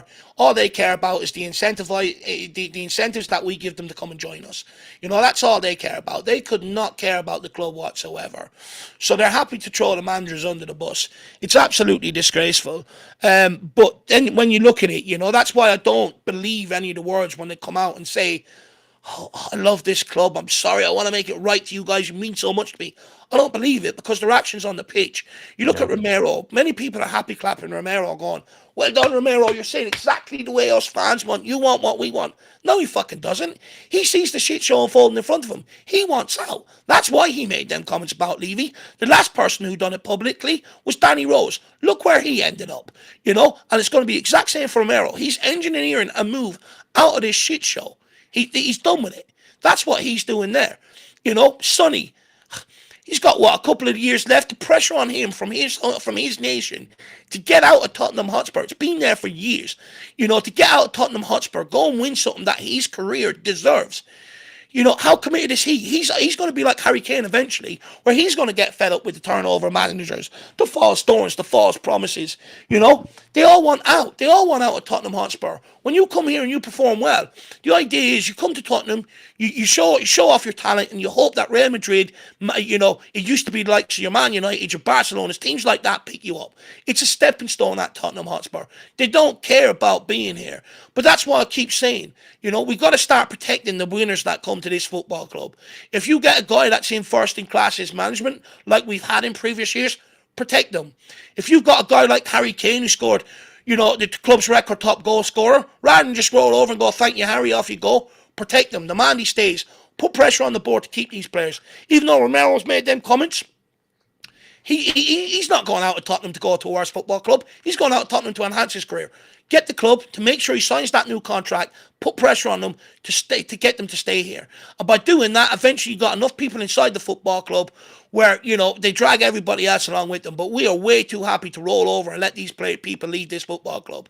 It'll come out. Some players will go, "Do you know what? I'm sick of it. I want out." Fans will go, "You don't want to be here. Get out my football club." And then we wonder why we're in this sort of situation. Because most people that leave Tottenham go on to be successful elsewhere, but not at Tottenham Hotspur. A lot of these players are probably licking their lips. Porro's been linked with Real Madrid. You think that hasn't got anything to do with some of his performances? If Trent signs on at Liverpool, he knows he's going to Real Madrid. So there's obviously a lot of these players probably know they're moving out of here. On to bigger and better things. Sadly, Sergeant Stressful, it's more likely that the manager is going to get the sack more than the players will. The players are probably just going to stay on here and look to see if they can, I guess, play better, be under a different manager. But it's just the cycle is just continuing to repeat itself, where they usually are given the pass, and then the manager is the one who's shown the door. Just quickly on Romero, I'm seeing comments in there going, "Do we really want to keep Romero? Get rid of him." Just remember, you also made the same mistake with Harry Kane, by the way. And look at the price we're paying now in terms of the last 2 seasons, in terms of the quality we're watching going forward. Be careful what you wish for, and really sit there and deep it and reassess it before you just start throwing out witty comments. Because you look at the quality going forward now. How many of you would take Harry Kane back right now? Be careful what you wish for. And Appreciate the support, by the way, Sergeant Stressful. But Jacob Anderson saying, I can't even blame Romero, though. He has dealt with the same crap for years now. He doesn't want to end up like Son and Kane did. This club is so 100%. toxic. 100%. No, that's what 100%. You know, Romero's got the taste of it. He's won a World Cup. You know, he's won a Copa America. He's got the hunger for trophies. Doesn't want to be dragged down. The whole rumor why he hasn't signed his new contract in the first place is because he wants to be playing 4 trophies. He wants to be playing in the Champions League. You know, that's what we promised him when he came to Tottenham. We'll build a squad. We'll get back in there. You know, we'll get you chance for trophies. He's obviously been pissed off with the lies. And when you don't have the connection or the longevity at the club like Son and Harry Kane do, the players are going to be less loyal and they'll be quicker to turn. That's what we're seeing. And then we also have Jerome saying reinforcement is absolutely needed. Big up, Jerome. Hopefully you're doing all right, man. He's saying reinforcement is absolutely needed. Those kind of performances are unacceptable and excused today. We stole that draw as we were outplayed completely. No, we should have lost this game, Jerome. And I'm actually thankful that we did get a goal out of it. I don't think it takes that much pressure off of Ange, but if it does in any way, I think I'm thankful for that, to be honest, because I think getting even a point out of this probably just makes our lives a little bit easier too, for hopefully avoiding the Europa League playoffs as well for the next rounds of qualification. But yeah, man, I mean, this is a game where just screams out for the lack of quality that we have in this team. Just so many players that are just so off it, so drained of confidence, and just so drained of any ability whatsoever. I mean, we can't even string together a pass. We can't make a right decision at any moment in the final third. Players aren't pressing. They aren't working for each other. So many things wrong. And also the bigger issues too are also, I think, down to the leadership. I think so many games now we've just seen the guys just kind of, I don't know, just sort of zombie themselves through these games, sleepwalk through these games with no real player, no real person in the team showing any accountability, showing any sort of leadership skills to try to dig them out of this sort of funk, dig them out of this bad type of form. And it just feels like we're sleepwalking into these games here, Jerome, sleepwalking into these results. It's been so frustrating, man. Yeah. And reinforcements absolutely needed. Whether we're going to get them though in January, I'm a little skeptical. Sebas Wolf saying, if we don't get better wingers, this system is not going to work. It's not just this system. Old. Son is too old. Johnson is not good enough, and Werner is not good enough. I mean, Sebas saying, Dave, it's not the system, it's the wingers. Yeah, Oh, I think your mic might have gone there, but hopefully I can get you back straight away because I was trying to hand that one to you. But Sebas, I agree, man. As much as we can have some conversations about some elements of the tactics and the players or some elements of the tactics in the system, I think there are some question marks. It looks like I have you back, Dave. Look, I'm hesitant to say, you know, these was or whatever. Let me just bring it back up. What's he saying here? You know, if we don't get better wingers, this system is not going to work. It's any system. You know, it's not just this specific system. You don't have the quality wingers to work in any system. You're bringing a guy that's more pragmatic and plays counter-attacking football. That's where you need even more quality. The reason why Conte got away with it to a degree in Mourinho is because they had Harry Kane and Son. We don't have that now. We can barely string 2 passes going forward together. It doesn't really matter the system. Any system, we need better wingers out here. It really doesn't matter. It's not just this system specific. And we have to start getting away from this where we keep blaming the manager's system and the specifics. It's the quality of players you bring in to execute the system. And, you know, you sack him, you bring in another guy, you're still going to see the same shit going forward. Mark my words. And Jason Bell saying, we simply don't have the quality/depth throughout any part of the pitch.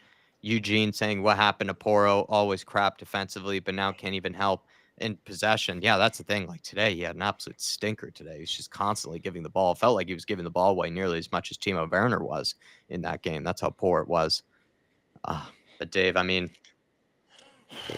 Sebas Wolf saying, well said. I think Dave's point, if I were to put it in my own words, Sebas, is that the players are actually that poor. They're really that bad right now. That wouldn't even really matter if you got a completely different system, a completely different manager. The tactics still wouldn't be able to suit them because they're just not good enough. They're just not good enough. But Dave, any final talking points from yourself here? I mean, I'm glad we got something out of this game. I am. This was, though, a game where we got very, very lucky. And I think had we lost maybe 2-0, 3-0, you wonder if there would be a lot of noise around Ange. But maybe the fact that we did get a draw sort of prolongs things, sort of extends things maybe to the Southampton game. But it does make this performance does not make me in any way confident ahead of the Southampton game. And that's what I hoped that I could have left this game with. I hoped I could have left this game feeling confident that we'd pick up a win against Southampton, look to build from there for the games afterwards, like with Man United in the Cup. But to be honest, I'm not going into the Southampton game any more confident, probably less confident than I did originally. Well, look, I think we're in the period now, Jack, where every game is either an opportunity to turn people who are maybe against you on your side or people on your side against you. And I think tonight was one of them. I think he probably turned more and more fans against them, off the back of that tonight. But what I would say is, as much as you want to sit there and blame Postecoglou to a large degree, when you see the likes of Bergvall come off the bench, now he wasn't fantastic tonight. We showed a lot more endeavour than someone like Yves Bissouma. Why? Kulusevski came off the bench tonight. Wasn't fantastic, but he tried. He scored his goals. Same with Dom Solanke to a large degree. What about the players on the pitch? Where was that energy level when they were out there? Yeah. You know what I mean? You've also got to look at the players and you've got to ask questions of some of these guys as well. You can't just keep putting everything on the manager. But look, it's one of them, Jack. It's dreadful. I'm embarrassed. I'm telling you now, I can't keep getting embarrassed like this by some of these teams. It's not right. It's not good enough. But I honestly don't know what we do as a football club, Jack. You bring in a new manager. He's going to get the same results as Postecoglou. We ain't going to win games of football because the quality ain't there and the injury list is still going to be there. So then you're going to be in another position where at 6-7 games in, people are going to be calling for his head to get another guy in. Once you start getting 3 managers in the season, you start spelling a lot of trouble. So I don't know what the answer's here. All I could do is give my opinion. But the club, again, are in another perilous position tonight, in general, over the next few weeks. And they really got to make the right move. They've really got to calculate it. But look, it is what it is. Honestly, I just want to go and enjoy my Christmas now. I just want to get these next 3 games out of the way, Jack. And I want to go and enjoy my Christmas with my family. I completely fucking forget about Tottenham for a few days because it's just hurting now. It's nowhere near good enough. Like I said earlier on, none of us want to sit here giving out, moaning. Even the people out protesting, they don't want to be out protesting. Every single person just wants to sit there, enjoy the club, win games of football, and look at a club that you can say, I'm proud of. Everyone's doing everything they can to win. A bit like what we tried under Pochettino. But that's gone. We're far from that club. And I don't know what needs to change at this point. You change managers, change your squads, change your DOFs all you want. And the reality is you can call for Levy to be changed. You ain't going anywhere until someone stumps up fucking 5 billion. And when they do, we'll say, well, you've got 5 billion, go and get me 10 billion. So it's an impossible task. We are just absolutely doomed. And I've had enough. To be honest, my missus is home. She's waiting on me. She wants a good night with Dave. And that's what I'm going to give her because Tottenham have failed me. All I will say is during these type of times, it's good to use each other, build off of each other, try to stick by each other, build a tough skin, build a thick skin, build a good shell. Never a better time to, I would say, sort of get closer to us, the channel and everything, just to sort of ride out this tough period. We'll take this as we wrap things up. Really appreciate the support, by the way, frankly, Tottenham. He's saying we need to go back to Kulu and Madison. I'd actually been saying that for, I think, the past couple of weeks or so when people have been asking me, what would you go for this game between Johnson or Madison? Would you go Kulu on the right or play Kulu and Madison in the middle? I just think in general, my answer has been we just play better when it's Kulu and Madison in the same team. I think we have a lot more quality in the team when we have Kulu and Madison. And that's basically been the main talking point the past couple of weeks, right? Is who can actually string together a pass, who can actually string together a move, who can make a good decision in the final third. Not even saying that Kulu and Madison do that on a consistent enough basis for us, but I do think they are the best that we have right now when it comes to being able to actually create dangerous enough opportunities and just simply take those opportunities. I think we do a lot better with Kulu and Madison. Wow. Johnson is just so frustrating, man. He is so frustrating of a player. And I think we play better with Madison in the team, personally. Not saying that Madison deserves a ton of praise or anything either, but I do think we play a lot better with him than Johnson. Sorry. Do you know the way we spoke about, we've had that sort of debate, our players playing for the manager? Well, I'm going to read you quotes fresh off the press conference from Ange Postecoglou. Now, bear in mind, Ange Postecoglou doesn't go after anybody. he always takes the blame.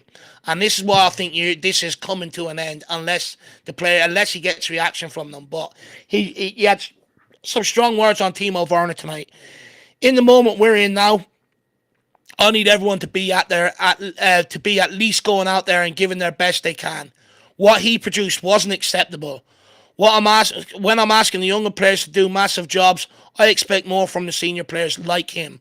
So that's the start of him starting to go after some of the players, and he's starting to now question: are they going out there performing for me? Sorry, perilous times ahead over the next 24, 48 hours. Keep your notifications on. There could be a rumble in the jungle over the next couple of days. It's heading to that point. As much as I like Postecoglou, as much as I think he's going to leave Tottenham and go on to be successful and prove everybody wrong, the writing's on the bloody wall, innit, Jack? Well, that's what I meant, Dave. As much as you want to forget about Spurs right now, what I would say to everybody, turn your notifications on. Turn your notifications on, because you're going to have to get as much therapy as you can from us and from each other, really, because it's going to be a tough couple of weeks, whether we stick with Ange or we don't stick with Ange. Just please, everybody, let's ride this together during this holiday season, lift each other up as best that we can, and give each other that needed therapy. Really appreciate all the support today that we received from people. Smash the like button on the way out. And thanks to everybody that sent in their comments. Thanks to everybody who sent in their support today. It does help a lot. And you do just keep this channel going. Anybody that's a member, anybody that sends in the support, it really goes a long way. And anybody that just picks us as your destination, it goes a long way. Thanks to Sebas, Frankly Tottenham, Moondog, Dermatron, Sergeant Stressful, Paul Markey, Artist T, Daniel Larson, and then the richest man. Thank you guys. Really appreciate you all. And Shemi Tan as well. But have a good evening, everyone. I think this weekend is it's just going to be, I guess, in anticipation of whether we can get a win against Southampton. We're not going into it too confident, but we will see you there for it, everybody. Like Dave said, keep those notifications on, and we will see you for the next therapy session. Come on, you Spurs. Come on, you Spurs. Oh, see y'all soon.